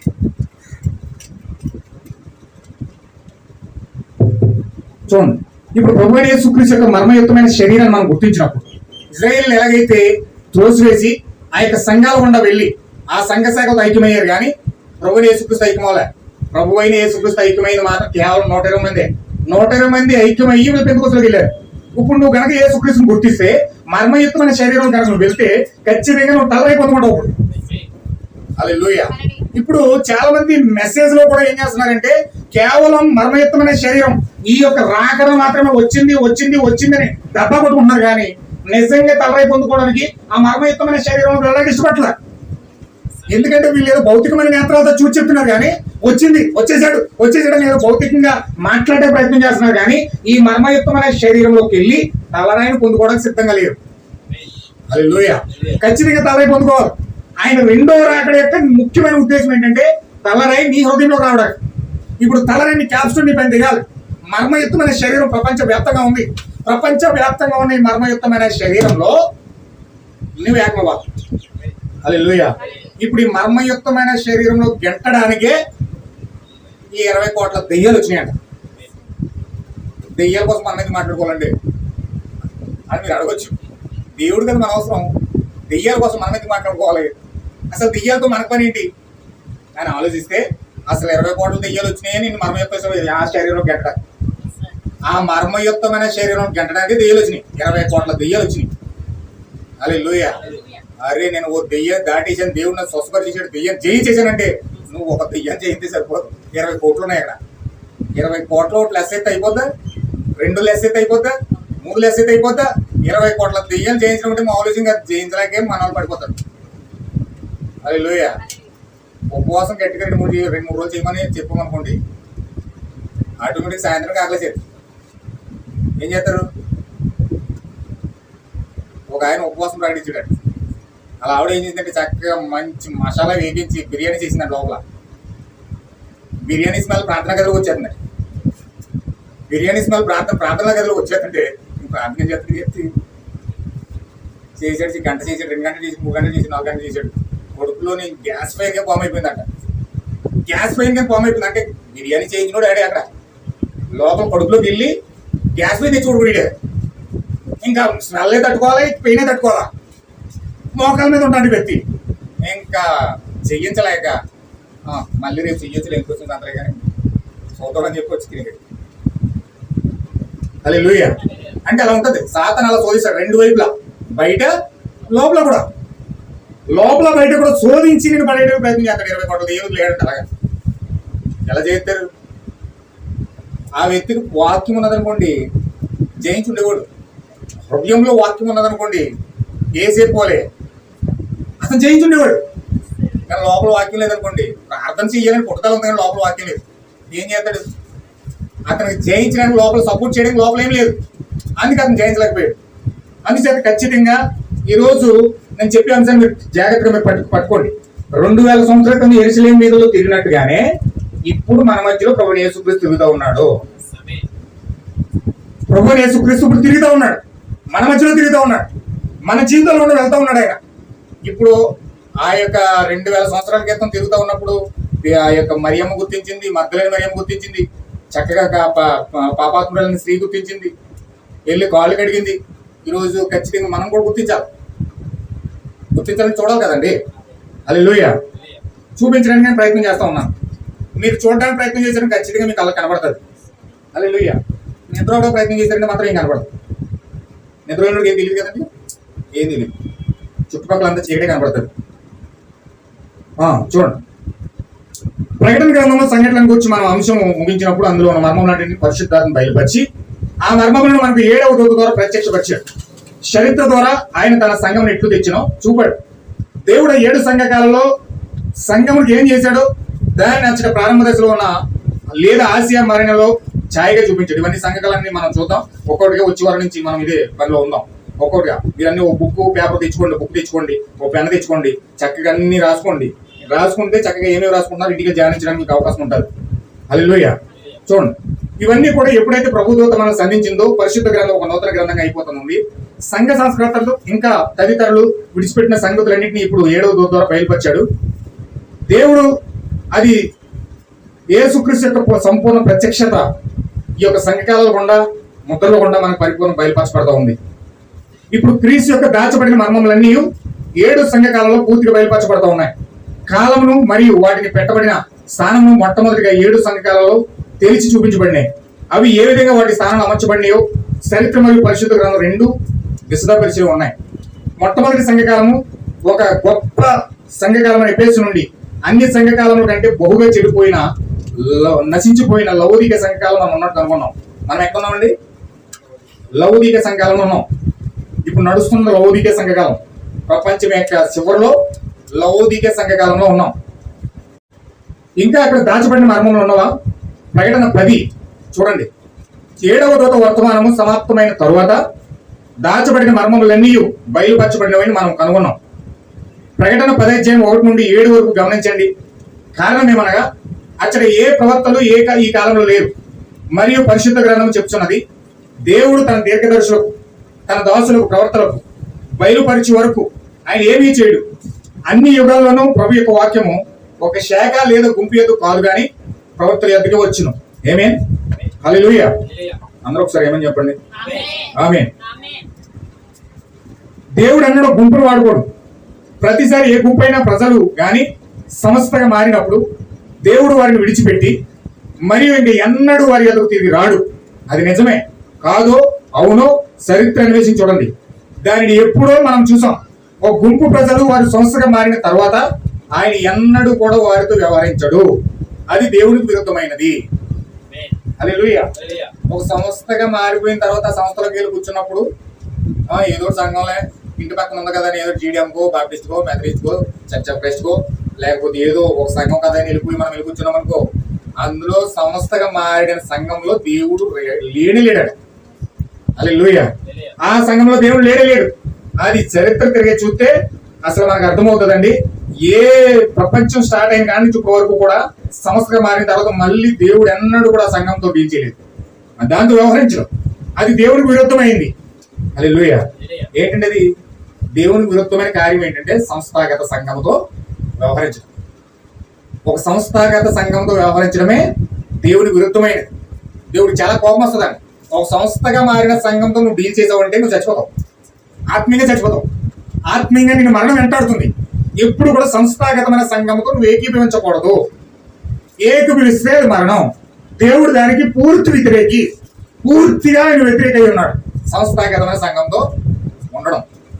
అరే ఏదో సంఘంలో మా అమ్మోని ఇంటికాడ ఉంది, మా నాన్న నాకు ఇంటికాడ ఉంది, లేకపోతే మా ఇంటి పక్కన ఉంది, లేకపోతే మా చర్చి పక్కన ఉంది అని చెప్పేసి వెళ్ళి అందులో పాలు పంపులు పొందితే సంస్థాగతమైన సంఘం యొక్క శాఖతో నువ్వు ఎప్పుడైతే పాలు పంపులు పొందుతావో అదే నీ ఆత్మ సంబంధమైన మరణం. దేవుడు దానికి వ్యతిరేకంట, దేవుడికి అది విరుద్ధమైనదంట. కాబట్టి సంస్కరణ కాలంలో సంస్కర్తలు ఎట్లు వచ్చారో 7 ముద్రలు దాన్ని నిరూపించాయి. కానీ ఈ చివరి దినములలో ఇప్పుడు అది మరలా ప్రత్యక్షపరచబడతా ఉంది. ఎందుకనగా దీనిని మలాకి 4వ అధ్యాయంలో మనం కనుగొంటాం. అది అక్కడ ఒక అభిషేకంగా కిందకు దిగి వచ్చి మరియు నిజమైన విశ్వాసం గల వ్యక్తులను మరలా తీసుకుని వస్తుంది. అది పెంతుకొస్తు విశ్వాసం యొద్దకు జనులను మరలా తీసుకొచ్చి విశ్వాసము పెద్దల తట్టుకు మరలుస్తా ఉంది. హల్లెలూయా.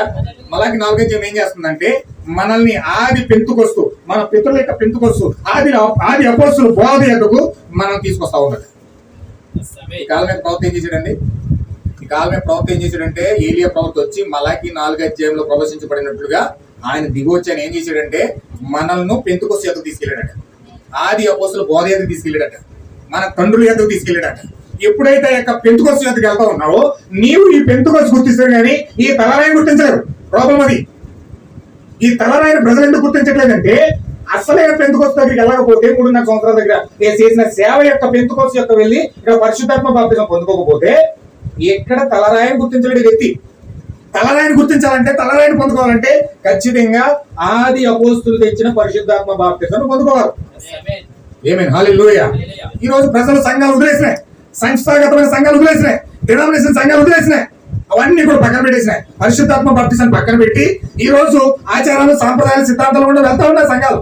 అయితే ఏలియా ప్రవక్త ఎప్పుడైతే వచ్చాడో, మలాకి 4వ అధ్యాయంలో ప్రవచించబడిన వ్యక్తి ఎప్పుడైతే వచ్చాడో ఈ వ్యక్తి ఏం చేస్తున్నాడంటే సంస్థాగతమైన సంఘాలు ఏవైతే విడిచిపెట్టినాయో, డినామినేషన్ సంఘాలు ఏవైతే విడిచిపెట్టినాయో, పరిశుద్ధాత్మ బాప్తిజాన్ని ఎవరైతే త్రో చేశారో ఇప్పుడు ఏలియా ప్రవక్త వచ్చి విలియం బ్రనామ్ వచ్చి ఆయన అపోస్తుల బోధ దగ్గరికి తీసుకెళ్లి తలరాయిని పొందుకునేటట్లుగా పరిశుద్ధాత్మ బాప్తిజం పొందుకున్నట్లుగా ఇప్పుడు మలాకి 4వ అధ్యాయంలో రాసిన ఏలియా ప్రవక్త మనల్ని తీసుకెళ్తా ఉన్నాడు. ఆమేన్. హల్లెలూయా. ఏలియా ప్రవక్త ఎందుకు వచ్చాడండి? ఏమండి నాకు చెప్పాలి, మీరు అందరూ మాట్లాడాలి ఒకసారి. ఏలియా ప్రవక్త ఎందుకు వచ్చాడు ఏమండి? సంస్థాగతమైన సంఘాలు ఏవైతే పరిశుద్ధాత్మ బాప్తిజాన్ని విడిచిపెట్టేసినాయో ఆ పరిశుద్ధాత్మ బాప్తిజం దగ్గరికి ఏలియా ప్రవక్త వచ్చి తీసుకెళ్తా ఉన్నాడు. ఈ రోజు ప్రవక్త రావాల్సిన అవసరం ఏముంది? మీరందరూ కూడా తెలియకపోతే పొద్దుట ఇంటి దగ్గరికి ఎవరైనా ఇంటికి వెళ్తున్నారు, దూరం ఇంటికి వెళ్తున్నారు, ఏముంది ఇక్కడ సంఘాలు లేవా, ఇక్కడ చర్చిలు లేవా అని మీరు అమ్మని అడిగారు అనుకో, మీరు చెప్పవాలి నోట్లో బెల్లము పెట్టుకుంటే అలాగే ఉండిపోతారు, ఏం లేదు తెలియకపోతే. మాకు నచ్చింది వెళ్తున్నాం అంటారు అంత లేకపోతే. అలా కాదు, ఖచ్చితంగా మీ జీవితాల్లో ప్రత్యక్షత ఉండాలి. ఈరోజు సంఘాలు ఏమి విడిచిపెట్టేసినాయి? పరిశుద్ధాత్మ బాప్తిజాన్ని విడిచిపెట్టేసినాయి, అపోస్తలుల బోధన విడిచిపెట్టేసినాయి. అపోస్తలులు ఏదైతే ప్రకటించారో, దేవుడు ఏదైతే పరిశుద్ధాత్మ బాప్తిజం ఇవ్వాలని 3.5 సంవత్సరాల పాటు సేవ చేశాడో, ఆ సేవ చేయవలసిన అసలైన ఉద్దేశం పరిశుద్ధాత్మ బాప్తిజం సంఘానికి ఇచ్చాడు. ఏమే హల్లెలూయా. అయితే ఈరోజు సంఘం ఏం చేసింది? ఆ పరిశుద్ధాత్మ బాప్తిజాన్ని విడిచిపెట్టేసి మిగతా ఎన్ని చేస్తాం. పరిశుద్ధాత్మ బాప్తిజాన్ని విడిచిపెట్టేసి మిగతా ఎన్ని చేస్తాం.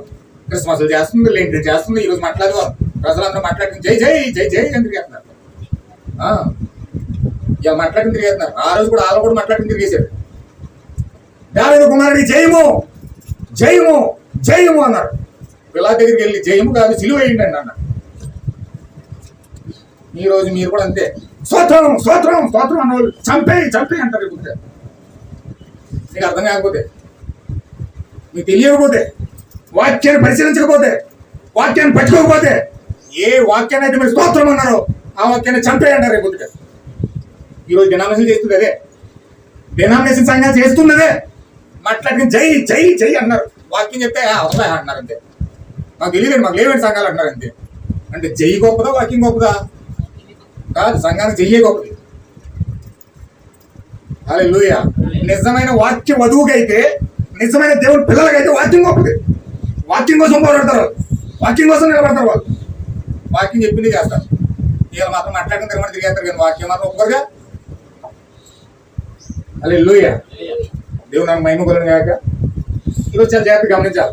ఈరోజు వాక్యంని పరిశుద్ధాత్మ బాప్తిజం వదిలేసి మాట్లాడుకుని తిరుగుతున్నారు. ఈరోజు మాట్లాడి తిరుగుతున్నారు, కానీ పరిశుద్ధాత్మ బాప్తిజం పొందుకోరా బాబు అంటే వినరు. హల్లెలూయా. అసలైన మట్టలాది వరం నువ్వు చెయ్యాలంటే ఈ యొక్క పరిశుద్ధాత్మ బాప్తిజం నీలో రావాలి. నీలోకి వచ్చినప్పుడు నీకు మట్టలాది వరం. మట్టలాది వరం అంటే అర్థం ఏంటి? క్రీస్తు నీ దేశంలోకి అడుగు పెట్టడం, పరిశుద్ధాత్మ నీ హృదయంలోకి రావడం. నీ హృదయంలోకి వస్తున్న పరిశుద్ధాత్మ ఏమో కింద పెట్టి కాలు కింద తొక్కేసి ఆ మట్టాకి జై జై అంటే వస్తాడా దేవుడు? వస్తాడా? రాగలనైనా. ఈరోజు క్రైస్తవులు చేసి అతి పెద్ద భయంకరమైన పాపం ఏంటంటే మట్టాకి తిరుగుతున్నారు, కానీ ఆయన మాత్రం కాలు కింద తొక్కేస్తున్నారు. దేవుడిని తొక్కేసి మట్టాకి జై జై అంటున్నారు. ఎంత భయంకరమైన పాపం అంటే ఈరోజు చేసేది. ఎంత భయంకరమైన తప్పు చేస్తున్నారు ఈరోజు క్రైస్తవులు. హల్లెలూయా. చూడండి ఎంత భయంకరమైన పొరపాటు జరుగుతూ ఉందో. మట్లాది వరం అర్థం ఏంటంటే దేవుడు గాడి దగ్గరికి వస్తున్నాడు, వీధుల్లో నుంచి వస్తున్నాడు, నీ హృదయంలోకి వస్తున్నాడు, నీ దేశంలోకి వస్తూ ఉన్నాడు, నీ జీవితంలోకి వస్తూ ఉన్నాడు. వచ్చిన ఆయన ఏమో తొక్కేశారు కింద, సంఘాలను బయటకి ఇంటి పడేశారు. ఆయన ఏమో డోర్ కొడతాడు, అమ్మా తొలిపి అమ్మా, నేను ఇదో ద్వారం నుండి నేను తడతా ఉన్నాను, నేను ప్రేమించిన వారి దగ్గరికి వచ్చి నేను తడతా ఉన్నాను, అమ్మా తల్లి తొలుపుది అంటున్నాడు ఆయన. ఈ తొలిపేమో గట్టిగా వేసేసారు. లోపల మాట్లాడుకుని జై జై జై జై అంటున్నారు. ఎంత భయంకరమైన పాపం జరుగుతుందంటే క్రైస్తవ సంఘాల్లో అసలు ఏమాత్రం కూడా లెక్కపత్రం లేదు, గ్రహించడానికి కూడా అసలు అవకాశం ఇవ్వడం లేదు. జాగ్రత్తగా మీరు పట్టుకోవాలి. చూడండి, ఆ యొక్క ఏలియా ఎందుకు వచ్చాడంటే అందుకే వచ్చాడు. ఏలియా ఎందుకు వచ్చిన మీరు చేయవలసింది మట్లకి తిరగడం కాదురా బాబు, మట్లకి జై జై అంటాం కాదు. ఆయన వచ్చింది నీ హృదయంలోకి, నీ జీవితంలోకి పరిశుద్ధాత్మ బాప్తిజముగా నీ జీవితంలోకి తీసుకురావడానికి వచ్చాడు ఆయన. దాన్ని నువ్వు పొందుకోవాలి అని చెప్పడానికి వచ్చాడు ఏలియా. విలియం బ్రహ్మ్ ఎందుకు వచ్చాడండి? విలియం బ్రహ్మ్ ఎందుకు వచ్చాడు? ఆచారాలు కాదు, సాంప్రదాయాలు కాదు, మట్లకి తిరగడం గొంతులేయడం కాదు, నీ హృదయంలోకి వస్తున్నాడు ఆయన, స్వీకరించని చెప్పడానికి వచ్చాడు. నీ జీవితంలోకి వస్తున్నాడు, స్వీకరించని చెప్పడానికి వచ్చాడు ఆయన. ఇప్పుడు ఆచారాలతో సిద్ధాంతాలతో ముందుకు వెళ్ళిపోవడానికి ఇష్టపడుతున్నారు కానీ క్రైస్తవులు నిజమైన పరిశుద్ధాత్మ బాప్తిజం త్రోసేశారు. నిజమైన ఆత్మ త్రోసేసి, నిజమైన వాక్యాన్ని త్రోసేసి ఏయో మాట్లాడిన 10 మందికి చూపిస్తే ఏంటి ఉపయోగం? అట్లకి దేనివల్ల అట్లా వాళ్ళ ఉపయోగం? హల్లెలూయా. ఏలి అందుకే వచ్చాడు. ఈరోజు ఆది పెంతెకొస్తు యొక్క విశ్వాసం మీద జనులను మరలా తీసుకురావడానికి, విశ్వాసపు పితరుల తట్టు మరల్చడానికి ఏలి వచ్చాడు ఈరోజు. హల్లెలూయా. అందుకే ఏలిని ఇష్టపడలేదు. మట్లట్టుకుని తిరగడం కాదురా బాబు, ఈ పరిశుద్ధాత్మ బాప్తిజం పొందుకొని ఏలి చెప్తున్నాడు కదా, మట్లట్టుకున్న వాళ్ళకి ఎంత కోపం వచ్చేస్తుందంటే, నా మట్టలు విమర్శింతావా నువ్వు, నా ఆకులు విమర్శింతావా నువ్వు అంటారు తప్ప అసలైన ఉద్దేశం పట్టుకో. విమర్శింతే కోపం వస్తుంది, కానీ చేసే కార్యాలు మాత్రం వాళ్ళు పరిశీలించుకోవట్లే, చెక్ చేసుకోవట్లే. వాళ్ళకి ఏమన్నంటే బాధ కలుగుతుంది, కోపం వస్తుంది, రకరకాలుగా ఆలోచిస్తున్నారు, కానీ చేసే పద్ధతి మాత్రం మార్చుకోవడం ఇష్టపడలేదు. ప్రాబ్లం అక్కడ వస్తుంది. ఏలియా మొదటి దశను మనం చూసాం. అతనిని ఎలీషా వెంబడించి మనం తీసుకున్నాం. ఆ తర్వాత బాప్తిజం వచ్చి యోహాను చూసాం. ఆ దినముడు ఏలియా వంటి వాడు ఈ దినం మరి ఒకరు వచ్చేదని వాగ్దానం చేయబడ్డది. ఇప్పుడు బాప్తిజం వచ్చి యోహాను మలాకి 4లోని ఎలీషా కాదు, అక్కడ మలాకి 3లోని ఎలీషా. యేసు ఇలా చెప్పాను, మార్గమును సరళం చేయటకు నాకంటే ముందుగా ఒక దూతను పంపుతారు, అతడే ఈ వ్యక్తి అని మనం కనుగొంటుంది. ప్రవక్త చూడండి ఎంత వివేకంతో మాట్లాడుతూ ఉన్నాడు. ఎవరన్నా బయలుపడి వచ్చింది అనుకోండి, ఏమండి, ఎవరికైనా దూత వచ్చి ఒక బయలుపడి వచ్చింది అనుకోండి, నువ్వే ఏలియా అని చెప్పి ఒక దూత చెప్పిందనుకో, సపోజ్ ఒక పరిశుద్ధాత్మ లేనివాడైతే, ఒక అవగాహన లేనివాడైతే, ఒక గర్విష్ట అనుకుంటే అతను ఎలా ఉంటాడు తెలుసండి? రాత్రి నాకు గదిలో దూత వచ్చింది, నేనే ఏలియన్ అని చెప్పింది, నేనే ఏలియన్ అని చెప్పుకుంటాడు. ప్రపంచానికి నేనే ఏలియన్ అని చెప్పేసుకుని మొత్తం చాటించేస్తాడు. అతనే మొత్తం ఛానల్లోని ఇట్లోని అడ్వర్టైజ్ ఇచ్చేసి దేవుడు నాతో మాట్లాడాడు, నేనే ఏలియన్ అని చెప్పాడని చెప్పేసి ఈ పెద్ద పెద్ద గట్టర్ చేసింది వాడు. ఈ కాలమే ప్రవక్త ఎంత తెలివిగా ఎంత వివేకంగా దూత వచ్చి అవన్నీ బయలుపరుస్తూ ఉంటే ప్రజలకు అవన్నీ కూడా లేఖనాల ద్వారా బయలుపరచడానికి ప్రయత్నం చేస్తున్నాడు. కానీ నేనే ఏలియా అని, నేనే ఆ యొక్క దూతని చెప్పుకోవడం మాత్రం ఇష్టపడలేదు. హల్లెలూయా. ఆయన ఎలా చెప్పినట్టు చూడండి. బాప్తిజం ఇచ్చి యోహాను 4:4లో మలాకి 4లోని ఎలీషా కాదు, ఇప్పుడు మలాకి 3లోని ఎలీషా ఇలా చెప్పాడు, మార్గం సరళం చేయడం నాకంటే ముందుగా ఒక దూతను పంపుతానని చెప్పి అతనే వ్యక్తి అని మనం కనుగొన్నాం. ఇప్పుడు ఎన్నో జరుగు వాటి స్థానం కనుగొంటూ దేవుని ద్వారా ప్రేరేపించబడి రాయబడిన వాక్యములన్నీ మనం చివరి దినంలో ఉన్నామని తెలియజేస్తూ ఉన్నాయి. ఇప్పుడు నేను లవోదిక సంఘకాలంలో ఉండి పెంతుకొస్తు వర్తమానంలోనే వచ్చిన ఎడల అది సరైనది కాదు, సరిగా ఉండదు. అందుచేతను వెస్లీ లోదరేక వర్తమానంతో రాలేదు. లోదర కాలంలో సంఘకాలంలో వెస్లీ వేరే సంఘకాలంలో ఉండేది. యేసుక్రీస్తు మోషే వర్తమానంతో రాలేదు. వచ్చిన ఎడల అది క్రీస్తు జరిగించి ఉండేది కాదు. అట్లే మోషే నోవవేక వర్తమానంతో వచ్చి ఉండేది ఎడల అదియూ పనిచేసి ఉండేది కాదు. హల్లెలూయా. ఒక్కాలానికి ఒకటి పనిచేయదు, ఒక్కాలానికి ఒకటే పనిచేయదు. నోవ కాలంలో నేను జలప్రలయం వచ్చేస్తుందండి. దేవుడు ఏం చేసాడంటే రక్షణ మార్గంగా వాడు కట్టమన్నాడు. రక్షణ పొందడానికి అందరూ ఎక్కడికి వెళ్ళాలండి? వాళ్ళకి వెళ్ళిపోవాలి. అక్కడ నోవహు రక్షణ పొందుకోవడం వాళ్ళకి వెళ్ళమన్నాడు కానీ చెప్పి ఇక్కడ కూడా ఒక వడ్రంగేసిన తీసుకొచ్చి వాడ కట్టేసి నేను రక్షణ పొందుకోవాలంటే వాళ్ళకి కూర్చుంటానని చెప్తే కుదురుతుందండి? ఈ కాలంలో వాడ కట్టి నేను కూర్చుని కుదురుతుందా? చాలా మంది వాళ్ళు కట్టేసి కూర్చున్నారట. ప్రవక్త అన్నాడు ఈ కాలంలో వాళ్ళు ఏంటంటే సంఘశాఖలు కట్టేసిన ఒక వాడ కట్టేసుకున్నారు. ఒక మనిషికి వాడ కట్టేసిన 100 వెళ్ళి కూర్చున్నారట. వాడ కట్టేసి కూర్చున్నంత మాత్రాన, అందులోకి వెళ్ళి కూర్చున్నంత మాత్రాన రక్షణ వచ్చేది. తర్వాత మోసే వచ్చి వాళ్ళలోకి వెళ్ళలేదు. ఇప్పుడు ఆయన ఏం చేశాడు తెలుసండి? ఒక గొర్రెపిల్లను కోయడానికి కోసాడు. గొర్రెపిల్లను పెట్టండి, రక్తాన్ని ప్రోక్షించండి, రక్తాన్ని తీసుకెళ్ళి కరుణా పెట్ట మీద ప్రోక్షిస్తాను, అప్పుడు దాన్ని చిలకరిస్తానని మార్గం పెట్టాడు. ప్రతి ఒక్కరు మోసే కాలం ఏం చేయాలంటే గొర్రెపిల్లకి రావాలి. నవకాలం అయితే అందరూ వాళ్ళకి వెళ్ళిపోవాలి. మోసే కాలం అందరూ గొర్రెపిల్లకి రావాలి. చర్చకు వచ్చేటప్పుడు యేసుక్రీస్తు కాలంలోకి వచ్చేసరికి గొర్రెపిల్ల అవసరం లేదు. ఇప్పుడు ఆయనే గొర్రెపిల్లగా ఉన్నాడు. ఆయన గొర్రెపిల్ల కాబట్టి ఆ గొర్రెపిల్లని అంగీకరించాలి. హల్లెలూయా. ఇప్పుడు ఈ కాలంలో చివరి కాలంలో దేవుడు మార్గం ఎక్కడ పెట్టాడంటే నోవ కాలంలో వాడ, మోసే కాలంలో గొర్రెపిల్ల, యేసుక్రీస్తు కాలంలో ఆయనే గొర్రెపిల్ల. ఈ కాలంలో దేవుడు మనకు గొర్రెపిల్ల ఇచ్చాడు. హల్లెలూయా. ఈ కాలంలో వాడేంటండి? ఈ కాలంలో వాడేంటి? ఇదిగో 7 ముద్రల గ్రంథం, ఇదే వాడ. మోసే కాలంలో గొర్రెపిల్ల ఏంటి? ఇదే గొర్రెపిల్ల. మోసే కాలంలో ఉన్న గొర్రెపిల్ల ఇది. నోవ కాలంలో వాడేది. యేసుక్రీస్తు కాలంలో శిలువలో ఏలాడిన గొర్రెపిల్ల ఇది. ఈ కాలంలో నీ దగ్గరకు వచ్చేసింది హల్లెలూయా. అయితే ఒక్కరి కాలంలో ఒకటి సెట్ అవుతుంది. దేవుడు ఏ కాలంలో ఏ విధంగా రూపం మారుస్తున్నాడో రూపం చూడాలి. కానీ దేవుడు ప్రతి కాలానికి ఆయన ప్రజలకు వాక్యాన్ని కేటాయించాడు. ఆ కాలానికి ఇంకా ఉనికిలోకి రాకముందే సంఘములు చాలా కలగలు అయిపోయినాయి. మరి వారు ఎక్కడున్నారో వారికి తెలియదు.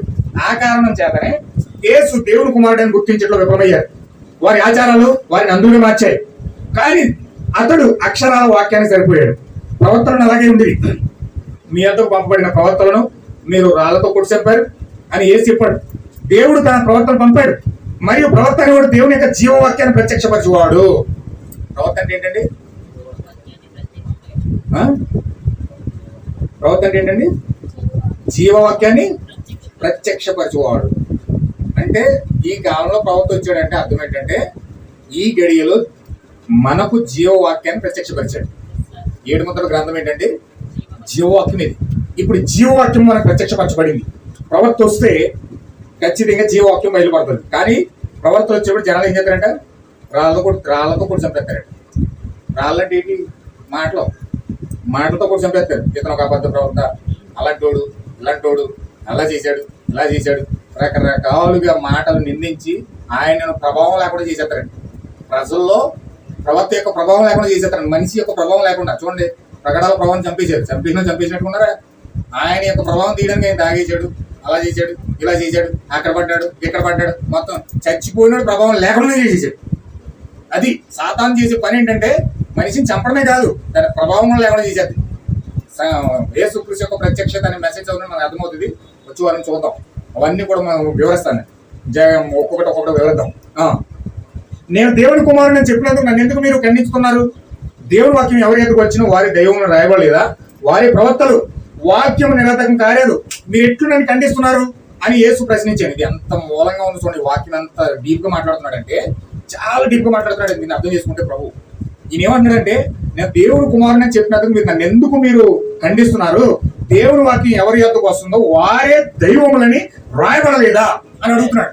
అంటే వారి ప్రవర్తలు వాక్యమును పొందుకొని దేవుని యొక్క ప్రవర్త ప్రజల్లోకి వస్తున్నాడంటే అర్థం ఏంటో తెలుసండి, దేవుడని ముందుకు వచ్చాడు. వారి దైవములు అంటాడు ప్రవర్త. దేవుడు ఏమంటాడు?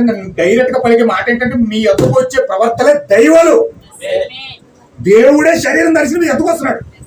హల్లెలూయా. అంటే ఈ కాలంలో విలియం బ్రహ్మ్ వచ్చాడంటే ఆయన ఎవరనుకున్నారు మీరు? ఆయన ఎవరనుకున్నారు? దేవుడే శరీరం ధరించిన మన ఎదుకు వచ్చాడు. ఈ కాలంలో ఈ రూపంలో ఉన్న దేవుడు, ఈ కాలంలో దేవుడు ఈ రూపంలో ఉండి మన దగ్గరకు వచ్చాడు. ఫ్యాంటసీ సూటు బూట్ వేసుకుని ఈ కాలంలో దేవుడు సూటు బూట్ వేసుకుని మన దగ్గరకు వచ్చాడు. రైతులు ఎలా చూస్తున్నారు తెలుసా? గెడ్డం వేసుకుని ఇక్కడ దాకానే, ఇంతగా తలకి ఇక్కడ దాకా పెంచుకుని, కింద నీ పై దాకా అంగి వేసుకుని, ఆ రోజు ఎరుసలేము నిధుల్లో యేసుక్రీస్తు ఎలా వచ్చాడో అలా వస్తాడు అనుకున్నారు. క్రైస్తులు అలాగే ఎదురు చూస్తున్నారు. యేసుక్రీస్తు అలా వస్తాడు. ఈ రోజు వధువు బయలుపరచబడతా ఉంది. దేవుడు ఈ రూపంలో వచ్చాడు. సూడు కూడా వేసుకుని వచ్చాడు ఈ రోజు. హల్లెలూయా. అంటే మీ ఎత్తుకు వచ్చే వాక్యమే దైవమై ఉంది. వాక్యం ఎవరి ఎత్తుకు వచ్చినో వారే దైవలై ఉన్నారు. కానీ మీరు నన్ను ఎట్లు ఖండించుతున్నారు?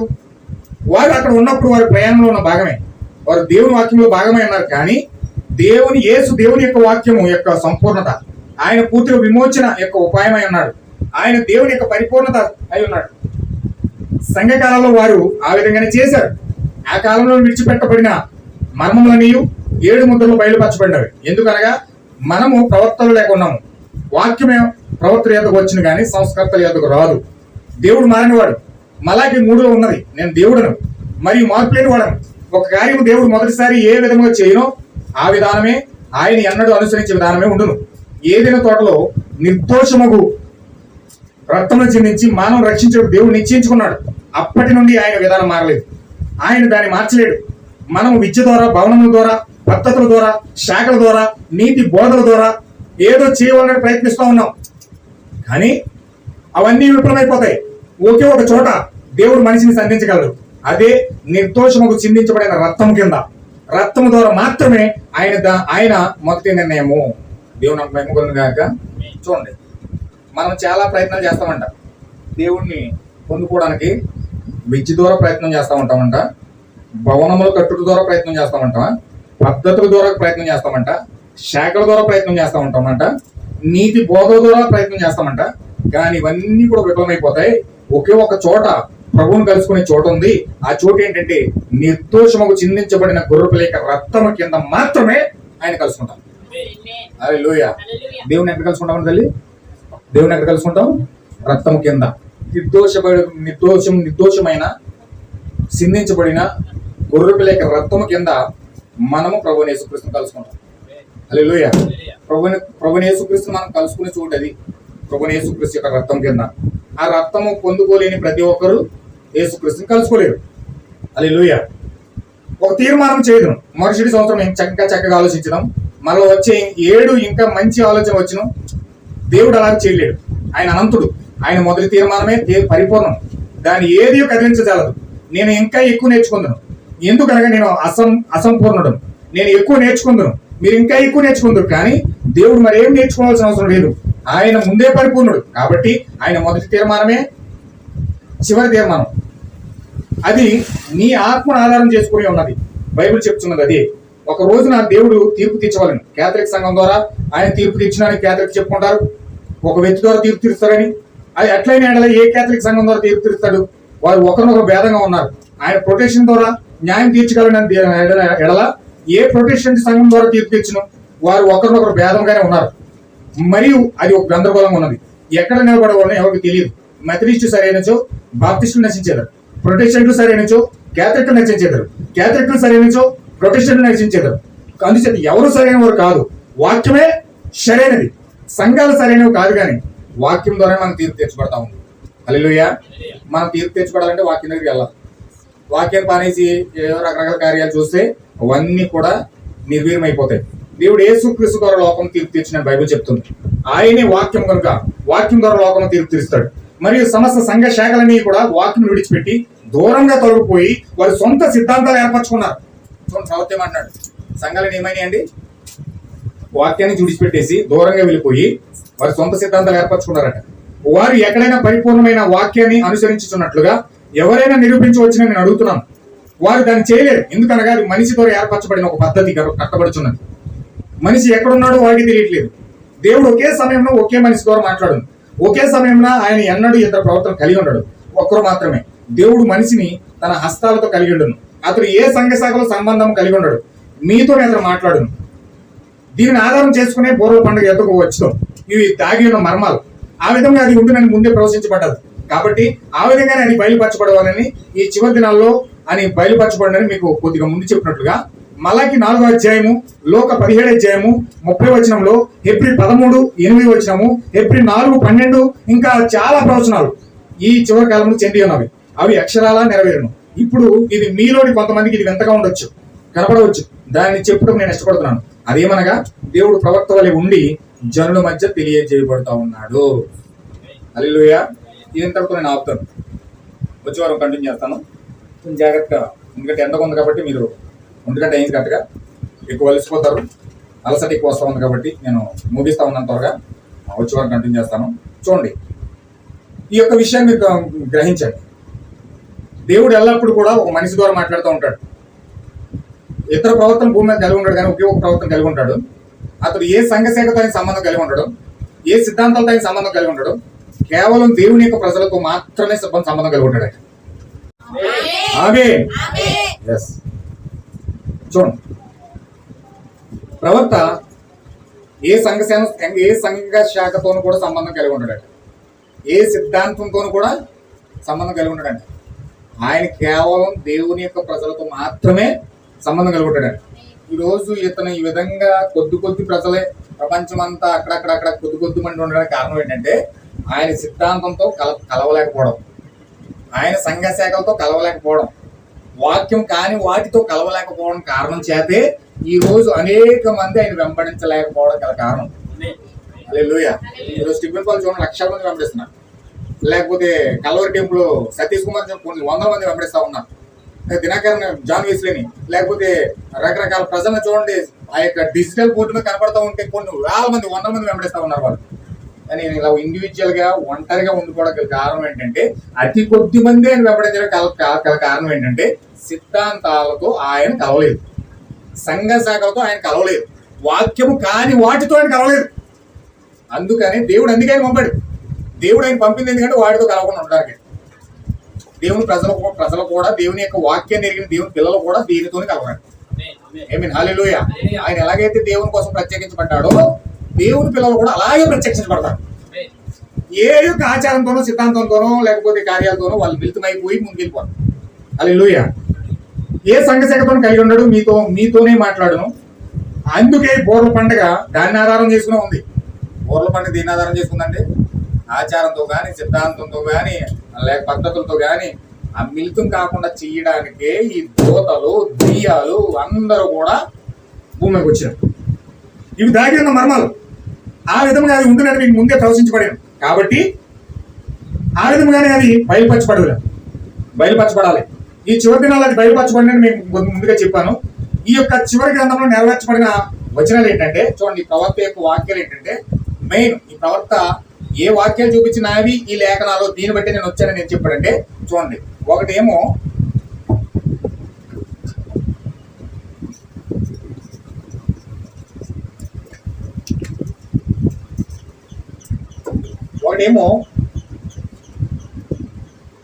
మలాకి 4:5 అండి, ఇది ఏలియా పరిచయం.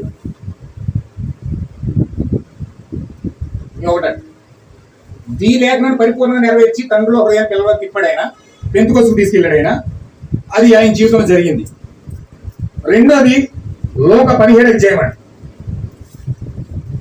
లోక 17 అధ్యాయం. ఇదేంటంటే మనుష్య కుమారుని యొక్క ప్రత్యక్షత.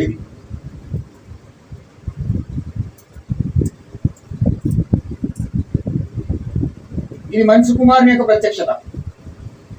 ఇది ఎక్కడ జరిగిందంటే సన్సెట్ మీద జరిగింది. ఈ సన్సెట్ మీద జరిగింది లోక 17 అధ్యాయం 30 వచనంలో మనుష్య కుమారుని యొక్క ప్రత్యక్షత ఉన్నది. ఈ మనుష్య కుమారుని యొక్క ప్రత్యక్షతే లోక 17 అధ్యాయము. మనుష్య కుమారుని యొక్క ప్రత్యక్షత సన్సెట్ మౌంటైన్ పైన జరిగింది. మలాకి గ్రంథం 4 అధ్యాయం 5వ వచనం ఏలియా పరిచర్య జరిగింది, పిల్లల హృదయాన్ని తండ్రిలో తిప్పాడైనా. నెక్స్ట్ హెబ్రీ 13:8,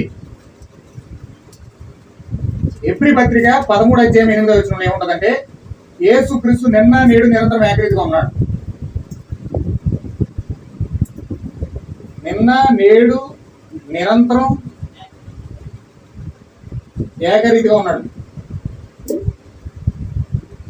అంటే ఆయన ఆది కాండంలో ఎలా ఉన్నాడు, నిర్గమకాండంలో అలాగ ఉన్నాడు, లేవి కాండంలో అలాగ ఉన్నాడు, ద్వితీయోపదేశ కాండంలో అలాగ ఉన్నాడు, రాజుల గ్రంథంలో అలాగ ఉన్నాడు, సమూయేలు గ్రంథంలో అలాగ ఉన్నాడు, కీర్తనలు అలాగ ఉన్నాడు, యెషయాలో అలాగ ఉన్నాడు, ఇర్మీయాలో అలాగ ఉన్నాడు, యేస్కేలు అలాగ ఉన్నాడు, దానియేలు అలాగ ఉన్నాడు, ఓబేద్యలో అలాగ ఉన్నాడు, మలాకీలో అలాగ ఉన్నాడు. అలాగే ఎలా ఉన్నాడు పాత నిబంధనలో, కొత్త నిబంధనలో మత్తీలో అలాగ ఉన్నాడు, లోకాలు అలాగ ఉన్నాడు, యోహాను అలాగ ఉన్నాడు, అపోస్తలుల కార్యాలు అలాగ ఉన్నాడు, ప్రకటన గ్రంథం వరకు కూడా అలాగ ఉన్నాడు.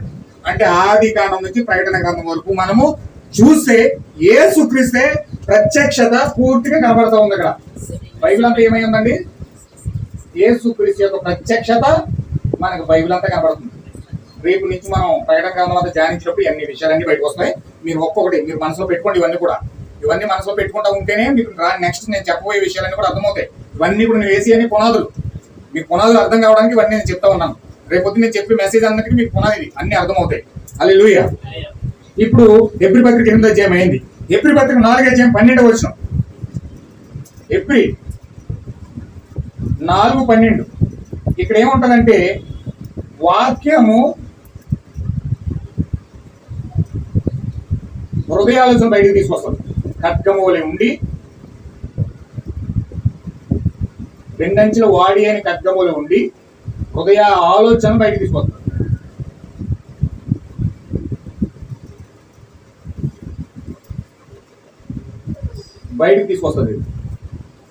హల్లెలూయా.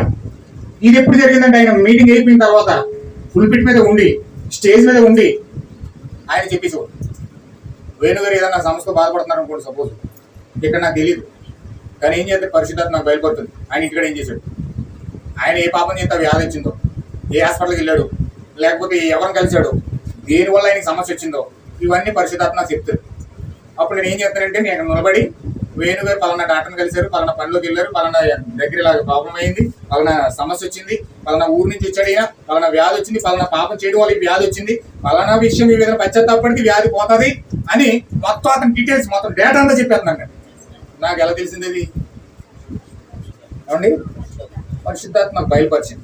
అది హెబ్రీ పత్రిక 4వ అధ్యాయం 12. ఇది ప్రవర్తన పూర్తిగా బయలుపరచబడింది.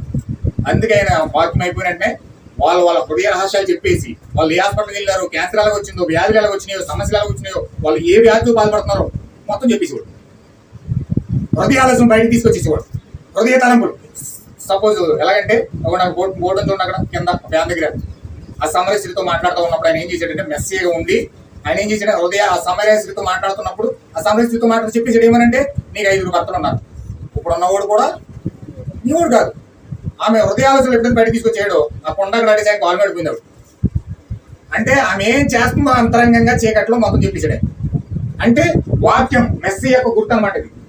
ఇది మెస్సీ యొక్క సూచన. ఇది మెస్సీ యొక్క సూచన. అంటే దేవుడు భూమి మీద వచ్చి మెస్సీ సూచన చూపించాడు. అంటే హెబ్రీ పత్రిక 4:12 ఏంటంటే మెస్సియా సూచన. హెబ్రీ పత్రిక 12:8 యేసుక్రీస్తు యొక్క ప్రత్యక్షత. లోకాసువార్త 17 ఏంటంటే సన్సెట్ మౌంటైన్ పైన తలరాయిని కలుసుకోవడం. మలాకి గ్రంథం 4:5 ఏలియా పరిచర్య, ఆ యొక్క పెంతెకొస్తు యాత్రకు తీసుకెళ్ళడం. ఇన్ని పరిచర్యలు ఈ యొక్క 4 లేఖనాలు కూడా విలియం మ్యారియన్ బ్రనహాం యొక్క లేఖనాలు ఉన్నాయి. ఆయన పరిచర్యకు ఆయన మూల స్తంభాలు. ఆయన పరిచర్యకు 4 మూల స్తంభాలు, 4 పరిచర్యలు. ఈ 4 పరిచర్యలు భూమి మీద చూపించి విలియం బ్రనహాం ఈ రోజు ఎంటెంఎస్ 7 ముద్రల ప్రత్యక్షత మనకు తెలిచాడు. హల్లెలూయా. అని నా ప్రియమైన సహోదరి సోదరులారా, ఈ యొక్క మెసేజ్ అనేది చాలా ప్రత్యేకమైంది. ఈ కాలంలో ఏలియా పరిచర్య జరిగింది. లోకాసువార్త 17 సన్సెట్ మౌంటైన్ పైన మేఘాన్ని కలుసుకున్నప్పుడు జరిగింది. హెబ్రీ పత్రిక 13:8 యేసుక్రీస్తు యొక్క ప్రత్యక్షత మనకు తెలుస్తూ ఉంది. హెబ్రీ పత్రిక 4:12 హృదయ రహస్యాలు బయలుపరచడమై ఉంది.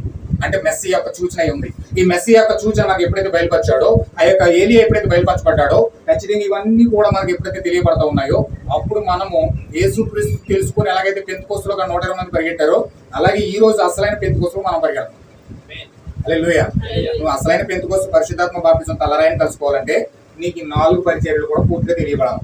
ఈ 4 పరిచర్యలు ఎప్పటికీ పూర్తిగా తెలియపరచబడతాయో, ఆ యొక్క మలాకి 4:5 లోకాసువార్త 17:30 హెబ్రీ పత్రిక 13:8 హెబ్రీ పత్రిక 4:12 ఇవన్నీ కూడా మనకి ఎప్పుడైతే బయలుపరచబడతాయో, అప్పుడు మనం మెస్సియా సూచన కలుగుకుంటాం, యేసుక్రీస్తు యొక్క ప్రత్యక్షత పొందుకుంటాం, సన్సెట్ మౌంటైన్ పైన ఏం జరిగిందో తెలుసుకుంటాం, ఏలియా పరిచర్యలు ఏం జరిగిందో తెలుసుకుని ఆ యొక్క పరిశుద్ధాత్మ బాప్తిజం యొక్క పరిగెడతాం.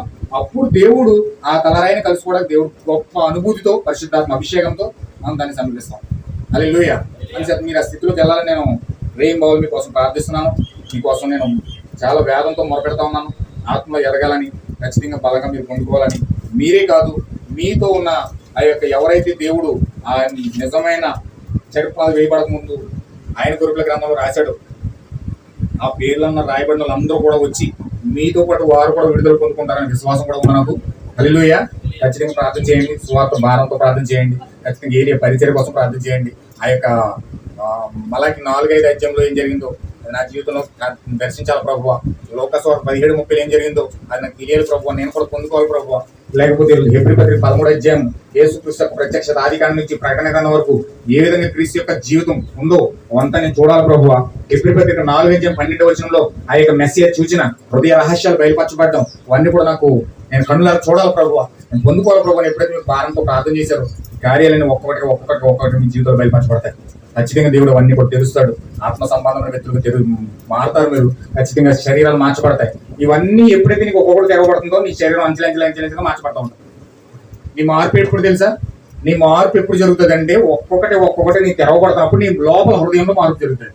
అప్పుడు నీవు రూపాంతరపరచబడతావు. అప్పుడు దేవుని యొక్క సన్నిధిలోకి వెళ్ళి నిజమైన శరీరాన్ని పొందుకోవడం దేవుడు అవకాశం ఇస్తాడు. వాక్యం తెరవబడటమే నీ జీవితంలో మార్పు జరగడం. నీకు వాక్యం తెరవబడుతుందంటే అర్థం ఏంటంటే నీ లోపల మార్పు జరుగుతుందని అర్థం. ఒకవేళ నీకు వాక్యం అర్థం కావట్లేదు అనుకోండి, మార్పు ఏమి అసలు నీ మార్పు మీదే లేదు అని అర్థం. అసలు నీ జీవితంలో మార్పే లేదు అని అర్థం ఏంటంటే నీకు అసలు వాక్యం యొక్క అర్థం తెలియట్లేదు, చెప్తున్నా అర్థం కావట్లేదు. ఒకవేళ నీకు అర్థమైంది అనుకోండి, వాక్యం తెరవబడుతుంది అనుకో, అమ్మో దేవుడు నా కొరకు ఎంత ప్రణాళిక వేసాడు, దేవుడు ఎంత ప్రణాళిక దేవుడు కలిగి ఉన్నాడా, ఇంత కలిగి ఉన్నాడు దేవుడు నా పట్ల ప్రణాళిక ఉందా అని నీకు అర్థమవుతుంది అనుకోండి, అప్పుడు ఖచ్చితంగా నీ జీవితంలో మార్పు స్టార్ట్ అయిందని అర్థం. నీ జీవితంలో మార్పు ఎప్పుడైతే స్టార్ట్ అయిందో ఇంక నువ్వు అంచెలంచెలుగా రూపాంతరపరచబడి నువ్వు ఒక్కసారి మార్పు స్టార్ట్ అయిందంటే ఇంకా తీయో పని పొందుకునే వరకు నువ్వు నిద్రపోవు. తీయో పని పొందుకునే వరకు నీ ఆరాటం ఆగదు, నీ దాహం ఆగదు, నువ్వేం పరిగెడుతూనే ఉంటావు. ఏదో సమయం పరిగెడుతూనే ఉంటావు, ఏదో సమయంలో గ్రంథం చదువుతూనే ఉంటావు, ఏదో సమయంలో గ్రంథం ఇప్పుతూ ఉంటావు, ఏదో సమయంలో ప్రార్థిస్తూ ఉంటావు, ఏదో సమయంలో మెలకు కలిగి ఉంటావు. ఖచ్చితంగా ఆయన కోసం మొరపెడతావు, పట్టుదల కలిగి ఉంటావు, విశ్వాసం కలిగి ఉంటావు. హల్లెలూయా. ఇవన్నీ నీ జీవితంలో జరుగుతూ ఉంటాయి. ఖచ్చితంగా నీ జీవితంలో అవన్నీ కూడా జరగాలని నేను కోరుకుంటూ ప్రార్థిస్తూ ఉన్నాను. దేవుడి వాక్యం దీవించిన గాక. ప్రార్థన చేద్దాం. అందరూ లేచి నిలబడండి. హల్లెలూయా. ప్రార్థించండి సార్, ప్రార్థించండి, చిన్న ప్రార్థించండి. దేవుడితో మాట్లాడాడు ప్రభువా, బోరలు నువ్వు మోగిస్తూ ఉన్నావు దేవా. ఏలియా ప్రవక్త వచ్చి ఈరోజు వధువు యొక్క మర్మయుక్తమైన శరీరాన్ని బాగు చేస్తూ ఉన్నాడు ప్రభువా. ఆ యొక్క విలియం గ్రంథంలో ఏలియా పరిచర్య జరిగించావు. లోకాసువార్త 17:30 మనుష్య కుమారుని యొక్క ప్రత్యక్షత సన్సెట్ మౌంటైన్ పైన జరిగించావు. హెబ్రీ పత్రిక 13:8 యేసుక్రీస్తు యొక్క ప్రత్యక్షతను చూపించావు ప్రభువా. నిన్న నేడు నిరంతరం ఏకరీతిగా ఉన్నావు. ఆదికాండం మొదలుకొని ప్రకటన గ్రంథం వరకు ఒకటే రీతిగా ప్రతి ఒక్క ప్రవక్తలను కూడా నీ జీవితాన్ని ప్రత్యక్షపరిచావు. ఈరోజు హెబ్రీ పత్రిక 12:4 హృదయ రహస్యాలు బయలుపరిచి మెస్సీ యొక్క సూచనను కనపరిచావు ప్రభువా. ఈరోజు ఏలియా ప్రవక్తను పంపించి మా జీవితాలు పైకి తెప్పరలా చేస్తా ఉన్నావు. ఎగిరి పక్షిరాజుగా వచ్చి ఈరోజు ఆ శ్రమల నుంచి మమ్మల్ని మేల్కొల్పి, ఓ శ్రమలు వస్తా ఉన్నాయి, 3 శ్రమలు వస్తా ఉన్నాయి, మేల్కొల్పి ఒత్తిడి తీసుకొచ్చి మర్మయుక్తమైన శరీరంలో వెళ్ళడానికి ప్రేరేపిస్తా ఉన్న విలియం మ్యారియన్ బ్రన్హామ్ అనే 7వ దూత ద్వారా ఈరోజు అనేకమైన మర్మాలు మేము తెలుసుకొని సత్యాన్ని సర్వసత్యంలోనికి వెళ్ళడానికి మార్గము తెరిచి జీవనం పొందుకోవడం ద్వారం తెరిచావు ప్రభువా. ఈరోజు మేము దాన్ని పొందుకోవడం సహాయం చేయండి తండ్రి. తండ్రుల తట్టు తిప్పిన వాగ్దానం పెంతెకొస్తేలో జరిగిన పరిశుద్ధాత్మ బాప్టిజం పొందుకోవాలి. ఆ సన్సెట్ మౌంటైన్ పైన లోకస్వార్త 17:30 జరిగిన సన్సెట్ మౌంటైన్ యొక్క అనుభవం మా జీవితంలో జరగాలి. లోకస్వార్తలో జరిగిన కార్యం మా జీవితంలో జరగాలి ప్రభువా. తలరాయి మేము పొందుకోవాలి ప్రభువా. హెబ్రీ పత్రికలో జరిగిన హృదయ రహస్యాలు మా జీవితాలు తెరవబడాలి ప్రభువా. యేసుక్రీస్తు యొక్క ప్రత్యక్షత మా జీవితాలు తెరవబడాలి తండ్రి. అనేకమైన మర్మాలుగా ఉన్నాయి, అనేకమైన జీవితాల్లో మర్మములుగా ఉన్న కార్యాలన్నీ తెరవబడాలి.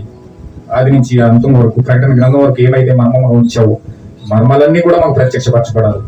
వాక్యం కొరకు నేను బ్రతుకుతాను ప్రభు, వాక్యం కొరకు నేను జీవిస్తాను తండ్రి, వాక్యంతో నేను సహవాసం చేస్తాను ప్రభు. నాకు సమస్యలు తెరవండి తండ్రి, కృప చూపించండి ప్రభు. ప్రార్థిస్తున్నారు సహోదరు, దయచేసి ప్రార్థించండి. హృదయాల్లో దేవుడు అంచెలంచెలుగా వాక్యాన్ని తెరుస్తూ ఉన్నాడు. ఆయన అంచెలంచెలుగా మన వాక్యాన్ని ఇస్తా ఉన్నాడు. ఆయన దేవుడు ఎంత అద్భుతంగా మన వాక్యం తెరుస్తూ ఉన్నాడో చూడండి. అతి సామాన్యంగా దేవుడు తేటతెల్లం చేస్తా ఉన్నాడు. మనకి సామాన్యతలో మహిమను పొందే దేవుడు ఆయన. ఎంతో సామాన్యమైన రీతిలో ఆ పశువుల పాక ఎంత సామాన్యంగా ఉందో చూడండి. ఆ పశువుల పాక ఎంత భయంకరంగా ఉందో చూడండి. చుట్టుపక్కల అంతా గొప్ప కొడుతూ, కానీ సామాన్యమైన ప్రదేశంలో ఎవరు చూడలేని ఆ యొక్క భయంకరమైన కంపులో యేసుక్రీస్తు యొక్క ప్రత్యక్షపరచబడతా ఉంది. అక్కడ ఎవరు చూస్తారు దాన్ని? జ్ఞానులు చూస్తారు, ఆ గొల్లలు చూస్తారు. ఈరోజు నీవు గనక జ్ఞానివైతే, ఆత్మ సంబంధమైన జ్ఞానివైతే, ఆత్మ సంబంధమైన గొల్లవైతే, గొర్రెల కాపరివైతే, గొర్రెల స్వభావం నీలో ఉంటే నీవు సామాన్యతలో ఉన్న ప్రభువు కనుగొంటావు. ఆ సామాన్యతలో ఉన్న దేవుడిని చూస్తావు. ఈరోజు దేవుని యొక్క రూపం ధరించుకుని మన మధ్యలో దేవుడు వచ్చాడట. ఆయన విలియం బ్రన్హామ్ గా దేవుడు ఈ రోజు వాక్యం యొక్క శరీరం ధరించుకొని ఒక రూపం ధరించి ఈరోజు మన మధ్యలోకి వచ్చాడు. ఆయన ఒక ప్రవక్తలో వచ్చాడు. ఆయన 7 ఉద్ధతుడు వచ్చాడు. ఆయన దైవత్వం ధరించుకుని వచ్చాడు. ఆయన ఈ రోజు వాక్యమును మెస్సియా సూచన ఇచ్చాడు. ఆయన సన్సెట్ మౌంటైన్ పైన ఆ యొక్క ప్రత్యక్షత, మనిషి కుమారుని యొక్క ప్రత్యక్షత చూపించాడు. ఆయన హృదయ రహస్యాలు బయలుపరిచాడు. ఆయన ఎగురుచున్న పక్షి రాజుగా వచ్చి 3 శ్రమల గురించి తెలియజేశాడు. ఆయన ఆది అపోస్తుల బోధ ఎదుగు తీసుకెళ్తా ఉన్నాడు. ఆయన యేసుక్రీస్తు నిన్న నేడు నిరంతరం ఏకరీతికున్నాడు. ఆదికాండం నుంచి ప్రకటన వరకు చూపిస్తా ఉన్నాడు. ఆయన అద్భుతమైన వాక్యాన్ని ఈరోజు మాకు తెలుస్తూ ఉన్నాడు. సమస్యను తెలుస్తూ ఉన్నాడు. ఆయన నీ కళ్ళు తెరవబడి చూడటానికి సిద్ధంగా ఉన్నాయవా? నీ కళ్ళు తెరవబడి వాక్యాన్ని చూడటానికి సిద్ధంగా ఉన్నావా? నువ్వు కళ్ళు తెరువు ప్రభువా. అనేకమైన మర్మాలు తెరవబడతా ఉన్నాయి. నన్ను చూడడానికి కళ్ళు తెరువు ప్రార్థిస్తా ఉన్నావా? ఓ యోహాను, ఓ జాన్, పైకి ఎక్కిరా, దేవుడు పిలుస్తా ఉన్నాడు.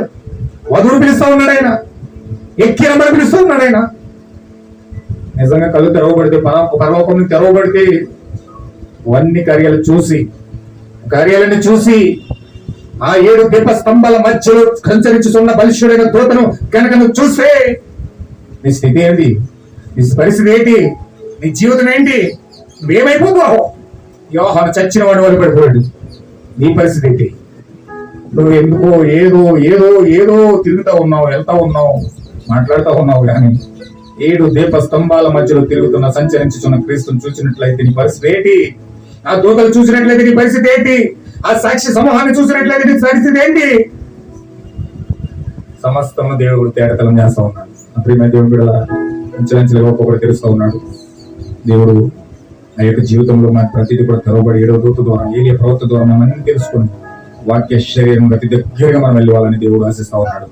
అందుకొరకు నిలబడదాం, ప్రార్థన చేద్దాం. దేవుడు మనకు సహాయం చేయను గాక.